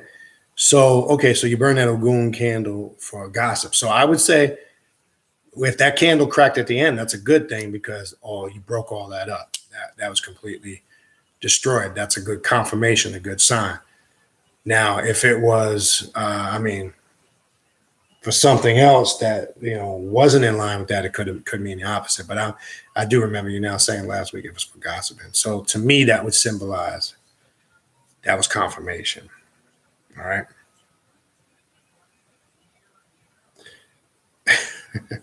Ragui Louis, EA coding. Didn't he get better instead for meth? Again, I'm not really that too much busted for meth. I'm not sure. Again, I'm not really. Again, as I said, I'm not. I do know who he is, and I've watched a few of his videos. I'm not really in depth on his history and things of that nature. You guys will probably know better than I do. Yeah, Wacky J, Bao Cabman. I forgot about that. He does have a book on St.Expedite. You definitely might want to check that out. Totally forgot about that. And he put the link in there. Bao Cadman, you heard me mention him a bunch of times. Even his Kali Mantra Magic book is great. He's got a bunch of his Lilith Magic book is great. He's got a bunch of books on. And one thing, I like his method of writing and his style. His books aren't humongous. They're very small in size, but he has a gift of making the work very simple. Again, the Kali Mantra Magic book, I utilize that. I've been utilizing that for a couple of years now and working with Kali, and it is a great book. Again, the work is very simple, especially if you're a person maybe that doesn't have, not that I am, but maybe if you're a person that doesn't have a lot of free time, you might want to look into some of his books, because a lot of his work and rituals that he has in there for the individual to do that's reading the book, quick setup. It's not complicated to do at all, and you do get great results. And in my estimation, he's one of those under the radar occult writers that you don't really get, in my opinion, a lot of the the publicity and stuff. But yes, I forgot about his book on St.Expedite. Thanks for reminding me. Ragui Louis, appreciate that. I watch your videos on Egyptian philosophy. I dig what you're doing here. Appreciate that, brother. Peace Beniti, is it good to work with angels? All right. Or are they the same as the archons who are in league with the demurs to keep us trapped?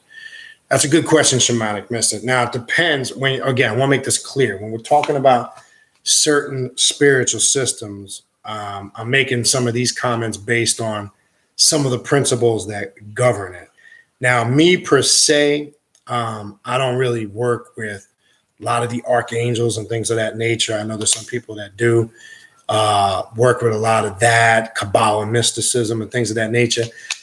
Even when you get into, and that's why you hear me always talking about the banishing, the lesser banishing and the greater banishing ritual, the pentagram, utilizing the different angels in reference to the way you describe them, the archons, and it's a personal choice. It's not a matter of, I don't look at working with anything good or bad. I look at it's all energy. I focus on what the energy represents and how that energy can be utilized to gain a specific outcome that you're working. I believe all energy is productive. Now, other people might perceive that a different way. It's just like perceiving good and bad. Good and bad is a personal perception. I believe the adept's greatest challenge and task is being able to identify which one of those energies they need to utilize to obtain the results. So I would say whether it's not just if it's working with angels or with any other system with deities or spirits, just make sure you're clear and you've thought out what energy or spirit or energy would be productive for the work that you're trying to do. Now, when you say in the league with the demurs to keep us trapped, that can happen with anything if you're working with anything incorrectly. And I know they say when you're talking about the archons in that quote unquote, if you want to call it philosophy, I know people that work with them and again, get great results. Now, I per se don't work like with the archangels or the archons in that way. Like I say, I mentioned San Miguel earlier. For an example, San Miguel is synchronized with so many different things. Or Saint Michael, as some people would know it, is synchronized with so many different things. There's so many spiritual systems. Like in the spiritual system you're talking about, he's synchronized with so many different aspects in voodoo and African spiritual systems. Now, as I said before, when I did the funerary rites for my father, I had an image of St.Expedite and St. Michael on the altar. Because remember, I did a ritual of the dead with everybody present hadn't really thought it was a non-denominational thing. And I told you, they came up to me afterwards, like, what was that? I've never attended something like that. It was, it was beautiful. Is it non-denominational? If that's what you need it to be, that's what it was. But I utilized the aspect of San Miguel, as done by what we do when I'm working some of that path. Now, even when you get into the 21 divisions, you have a high aspect of San Miguel used in that sense that you're talking about. Working with those angels is very big in 21 divisions and what we call Sanse in Puerto Rican voodoo. So it just depends on what aspect you're working, but I would say it's important to know what they represent and how you can best utilize them for your work is the important thing. But you can get sucked in, misled, or trapped if you're not utilizing it correctly with anything. All right. What else we got here? So hopefully that kind of helps you to an extent.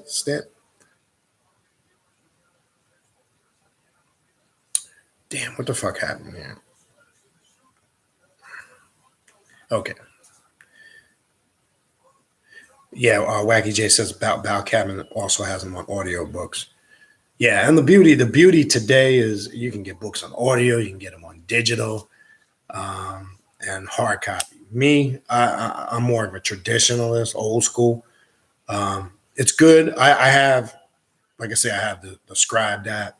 I have Amazon Kindle. I like to have digital formats if I'm out and about traveling. It's good to have, again, if you're at an appointment and you're waiting. It's great to have Scribed or the Kindle app. You can pull up a book and read it. And I love it for traveling. You don't have to carry your books. But when I'm like home and I'm studying, to me, even as a little kid, I've always been fascinated with books. I just nothing like the feel of a good book in your hands. That's just me. So at home, I'm in my hard copy books, but I do keep a lot of digital copies of many books in case I'm out and about traveling, etc. It's convenient. So it's the day and time we live in. But yeah, audio, it's funny because audio books, I don't think I own one audio book. I just don't listen to them. I don't know why. That's good if you're driving. I've heard a lot of people like that when they're driving or in the gym. Something I might have to look into. Okay, what else we got here? All right, Oni says the water for the half dark pink candle has a lot of bubbling in it right now too. I'm feeling high energy and it's clear now at the bottom. Okay. Oh, damn. All right. Creating Darkness. The movie I mentioned is coming out. Check the trailer. Oh, okay. So it's not out. It's coming out. Check the trailer on YouTube. All right, I'll Google that. So there's obviously a movie coming in the theater. I'm looking forward. I think it's this weekend. Aquaman comes out. I went on. It was a Wednesday. The first day it came out. I think it was the Wednesday before Thanksgiving. I went and saw Creed 2, which was a really good movie, and I saw the preview, the full movie theater preview for Aquaman. That shit looks so. I'm looking forward to that. I like Marvel shit anyway, but I'm looking forward to seeing that. Plan on, I think it's this weekend. I'm gonna go see it this weekend. I believe it comes out on the 15th or the 14th, if I'm not mistaken. I know it's this weekend. I'm almost certain. If it's not this weekend, it's next weekend, but it's coming out soon. All right, what else we got?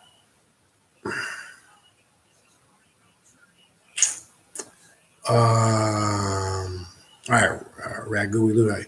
I call it dark and light instead of good or bad, but there's many subtle shades of gray in between. Most definitely, that's a good way to look at it too, and that's another aspect.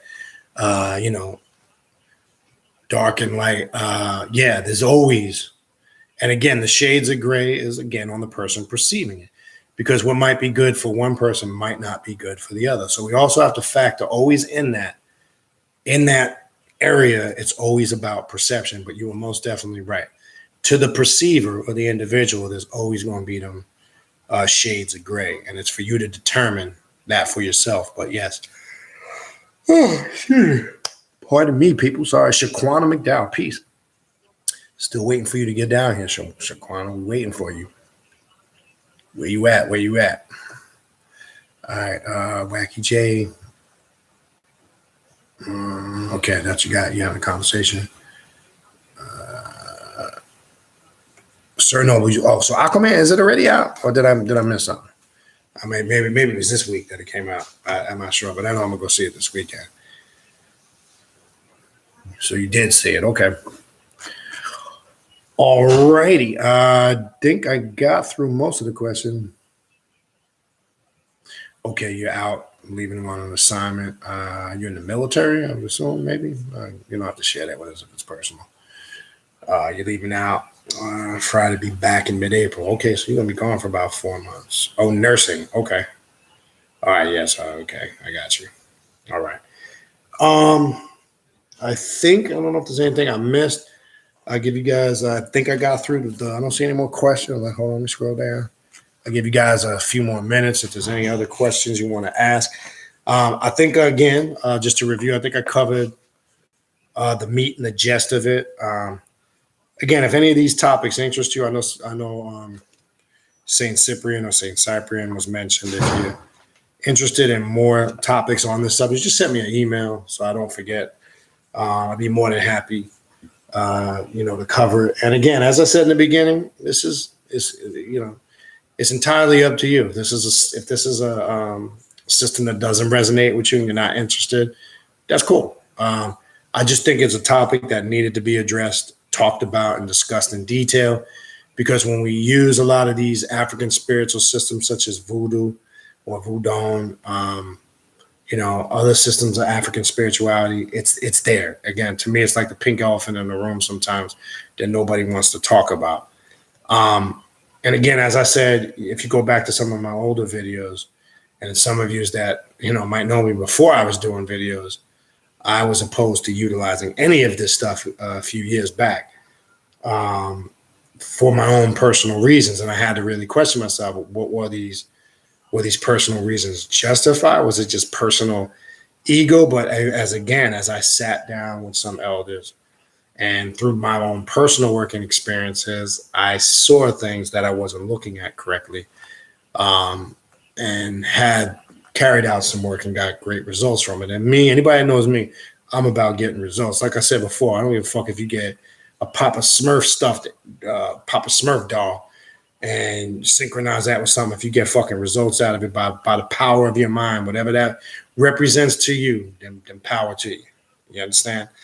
To me, it's just simply about getting results, being able to evolve, grow, and change. If I see that, then I know the work that I'm doing is changing. Like I said, I've said this a million times to people. If you're doing shit, it kills me how some people will just get, if you're doing stuff and you're not getting any results, then it's time to question, what it is you're doing. And especially if you're doing something I can't understand how some people do shit for long periods of time and just keep doing it, thinking that something is going to change. No, you might as well go back into church and have faith that something is going to change. That's not being a true magician, being a true black magician anyway. That's not what we do. That's not what that represents. That's a telltale sign you need to reevaluate what you're doing. And it could be your intent is good. Maybe your methodology was wrong. Could be vice versa. Your methodology might have been good, but your intent was all fucked up and out of whack. That's how you learn. The old saying, you learn from doing, your mistakes, doing shit wrong. But I can't see the point, and it trips me out how people stay steady in doing some shit that's not working. Remember, if it's not bringing about change, evolution, growth, and getting results, you might want to reevaluate it. And again, as I said earlier, don't question. And I say this with all due respect: don't send me an email that you did a ritual and you got results, and then you question, did I do it right? Did I do something wrong? Why would you even ask that? If you got results, that's your answer. That's your confirmation. Don't negate your power. And again, I keep saying this, and I've been saying this for the last couple of weeks, heavy. Trust the messages you receive from the spirit, from your personal daemon, from your higher self. Trust them. Stop always trying to get outside validation. See, we keep trying to do this. We have a personal connection, we get a validation, we get the communication, but then we still second guess it. We want to have somebody validate our own personal shit. It doesn't work like that, people. I'm trying to tell you, trust me, it does not work like that. The quicker you figure it out, the less of a problem that you will have. And the quicker results will come, because you actually diminish your power when you start thinking like that. You really do. You diminish your power. I can't express it enough. And this is one of the telltale reasons why a lot of people don't get consistent results. It's that simple. All right. All right. See what else we got here. I don't see anything else. So I guess everybody pretty much got their questions in. I think that's going to be it for this evening. I'll probably be back on. Well, Tuesday is regular night. I haven't been able to come on in between. Once in a while, I'll try to come on in between. For those that are taking the online classes, I'll see you guys on Saturday at 3:00. Now, I've already had people email me about the next session. That will be in late March. I'm putting that curriculum together. I'll have it done by next month. I'm just trying to focus on the last 3 sessions. It's a 6-week session. All the sessions are 6 weeks. What I will do, as I mentioned last week, because people have also emailed me about offering individual classes on individual subjects, I will be doing that. I will be offering like a one week thing. I'll have more information with that after this month is over. Right now, because with the ritual at the end of the month, with the holidays and 3 more sessions to go in this current cycle of classes, I'm focused on getting that done right now, in addition to all the other stuff I'm doing on the side. So, yeah, you can send me the emails about getting in on the next session. That's fine. And what I do is I respond back to you and tell you, as soon as it's done, I'll put you on the list and I'll send you all the information when it's done. But that will be next month. Don't expect to get that this month. I'll have that all finished once I have 3 more weeks to focus on in this session, and then we'll get going. All right. So what else we got here? Anything else? Created in darkness. That's good. Candle magic is very, very effective for doing work on blockages, whatever it could be. It could be bad habits. It could be, making bad choices. It could be personal things. It could be psychological. Whatever. The list can be, deep and varied, but you've always heard me over the years say candle magic, which is a core practice in a lot of magical systems, is a very effective method and tool to use. All right. And that's a very, that's a very good statement that Created in Darkness just typed in. I thank my own creations for blocking me. They show me where I need improvement. And you always hear the saying, as long as you learn from your mistakes, that's the whole key of the self being able to analyze self. Because remember, at the end of the day, we're responsible for our successes and failures. Remember, as an adept on this path, we don't blame anybody for our failures, and we don't give anybody credit for our success. It don't mean you can't acknowledge somebody for helping you along the way. I'm not talking about that. But it's very easy when we are proud of ourselves, when things are going good, and we take the credit and we pat ourselves on the back, like I was saying earlier. But it's a hard pill to swallow when you fail and you don't succeed. Most people, I'm not talking about us on this path. I would assume we're at the level where we understand that. But On this path, when we fail, we take the responsibility for it too. When we fuck up and make mistakes, we take the responsibility for it. We don't blame nobody. You understand? Because you're gonna find out at the end of the day, you understand you're where you're supposed to be because of the decisions you made, right? And I'm sure we all look in dealing with clients, especially. I don't just get clients that are on this path. Let me be clear on that. When I get the neutral client, I'm not saying I have gotten, and Christian clients are the funniest. They're on the down low. I'll get some Christians that come to me on the DL because nobody can know that they're talking to somebody that deals with this type of stuff, because then they'll be ostracized as being a Christian or from the church. There's some funny ass motherfuckers, but I find them and the ones that I get some clients that'll play the victim. You know what I mean? Like, they never ever take any responsibility for anything that's gone wrong. It's always somebody did them wrong, somebody set them up, but they never take the responsibility. And I say, well, all right, if you're put in a situation, how'd you get in that situation at first? Like if it was at the job or if it was at some event, we don't like to stop and say, well, hold on. I voluntarily most of the time put myself in that situation. You know what I mean?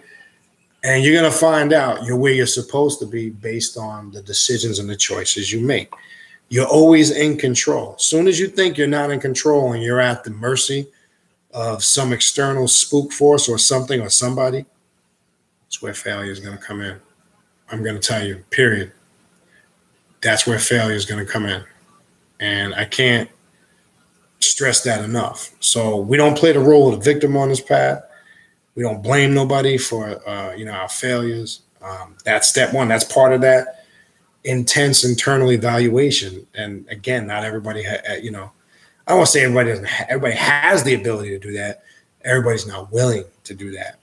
And that's the difference between this path and other paths. Other paths, fluff it all up. They teach you to suppress, meditate your problems away, forcefully discipline yourself to ignore this shit and block it out and master it. Don't be in the world. That's all fucking delusional bullshit. That's not a reality. You understand? The true adept, as I said in the beginning of the video, has a great understanding and harmonization between the objective realm, the physical realm, and the subjective realm, the highest aspects of your mind. Your subjective is where you create all these universes. Your subjective realm is where you go to tap into the power of magic. And anything you create on the subjective realm is a reality to you. That's real to you, because when you go into your chamber to work black magic, that's what I meant earlier when I said it is all mental. For those of you that were typing in questions about just using the mind and mental, I go back to a video I did several weeks back. You must be a critical thinker to be successful on this path. If you're not a critical thinker, you will not be able to work successful magic. Trust me when I tell you, because real magic deals with the power of the mind. Once you understand that, you're constantly using critical thinking skills on this path. And that's the difference between this. And that's why I said when I was talking about earlier, removing all of the delusional, scam, fix all, do a ritual and everything's going to be fixed. Any spiritualist that's promoting that, I'm going to do that. And then I love how they say, just give the work. It takes some time. Everything takes time. You understand? So anybody that's promoting a quick fix is full of shit, because it's only going to come as quick as the work and the consistency that you put in it. Not because somebody else is doing it for you. That shit don't work. Trust me, I've been in them spiritual systems back in the day. They don't work. They create the illusion, and then when you're always giving, you're always serving something. It's constantly, you need to do this, you need to do that. And then, as I said earlier, when I evolved and broke off from that shit, I started to find out, as I set it out and started to do this shit for myself, I started to get better results than all the years I was in that shit and all the money that I spent on all nonsense that was unnecessary. That's why I made the conscious decision and choice to walk away from that shit years back. Because I just don't feel, I don't need it. I'm not knocking anybody that's in those systems or those traditional spiritual systems. That's entirely up to you. I just don't feel like it's necessary anymore for me. And I know there's many other people out there that feel the same way. But it just depends on where you're at in your spirituality. It just depends on what you got going on. You understand? So it's personal. All right, see if we got anything else. Did I miss anything? I don't think so. Again, the book is The Magical Power of the Saints, Evocation and Candle Rituals. And the author's name is Reverend, well, he goes by Ray T. Melbro. See the author's name on the bottom in case you want to write it down. And he is a voodoo priest out of New Orleans. But again, remember the book specifically deals with the aspect of working with the saints. I want to make that clear. All right. Other than that, I think that's going to cover for this week. Have no clue what we're going to do next week. I'll see what motivates. I'm back heavy into the book set right now. I'm getting a lot of inspiration from this. Let me throw this out there. You might want to get this book handy. Something tells me I'm going to be doing something on this next. This book right here, Set, by Judith Page and Don Webb. A lot of good shit in here. I've been in this hard this whole week. Something tells me I'm going to do something out of here next week. I don't know what. Or something not out of here because, as I said before, you see for the last several weeks now, I stopped the method of just reading out of books. To me, that shit is completely boring and gets mundane. And it's non-engaging. Everybody gets disengaged. I started to see that. So I stopped doing that. And again, if you go back to my older videos, the first few years, the way I'm doing it now is how I did it back then. So I stopped doing that. I'll refer to books. I'll just point out some key points. I'll throw some books up on there to suggest during the videos. But I'm not going to do like I used to, take a whole section from a book and just read it, because to me that becomes very mundane and it's disengaging in my opinion. To me, it's more natural when it flows. I'm more comfortable and it feels more free flowing, just building on a topic. So that's how I will proceed forward. But I'm in this book, so something's telling me, my inclination is telling me we're going to do something out of this. If you don't have this book, get this book. Awesome book. If you really want to understand the concept of the Prince of Darkness via the Egyptian philosophy aspect of it, because I work with how a Satanist would work with Satan, the adversary. That's how I work with Set as the true Prince of Darkness. It removes a lot of the religious bullshit when you look at it. But anyway, if you don't have that book, Set, actually it's crazy because it's Set the Outsider. But yeah, see, it's weird. Type this in, because see on the bridge, and I know some people have typed it in. See on the side of them, it's actually the book. They don't even put it on the front. I think it's there, but it's in like some transparent lettering that you can't see. But the actual full name of the book is Set the Outsider. Excellent book. Excellent book. I've gone through it, but I'm going back through it. This book came out about 1.5 years, 2 years ago. A lot of good stuff in there. A lot of good history on the dynastic Egyptians, pre-dynastic Egyptians that you won't find, or that I haven't found in other books, but interesting work. But anyway, if for all the other things I mentioned in the beginning of the video, if you still would like an invite for the end of the month ritual, hit me up. If you're interested in a consultation or a reading, hit me up. Remember, I will not be doing them from the 21st till after, quote unquote, the holidays, Christmas and New Year's. I might be able to squeeze some in between Christmas and New Year's Eve. Take a few days break because of, obviously, we got the ritual on the 22nd, which we're doing it slightly earlier. Right before the holiday, we usually do it the following weekend. And due to the fact of family and friends and the holidays, and a lot going on for that week for me, and I'm sure for plenty others.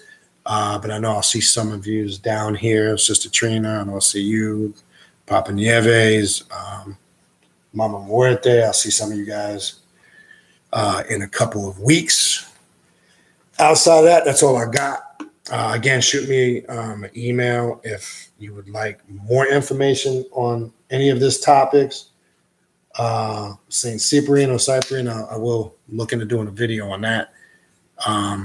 If there's anything else related to this topic or others, just shoot me an email. I'm always open. All right. And so, yeah, Sister Myra, we'll see you next week too.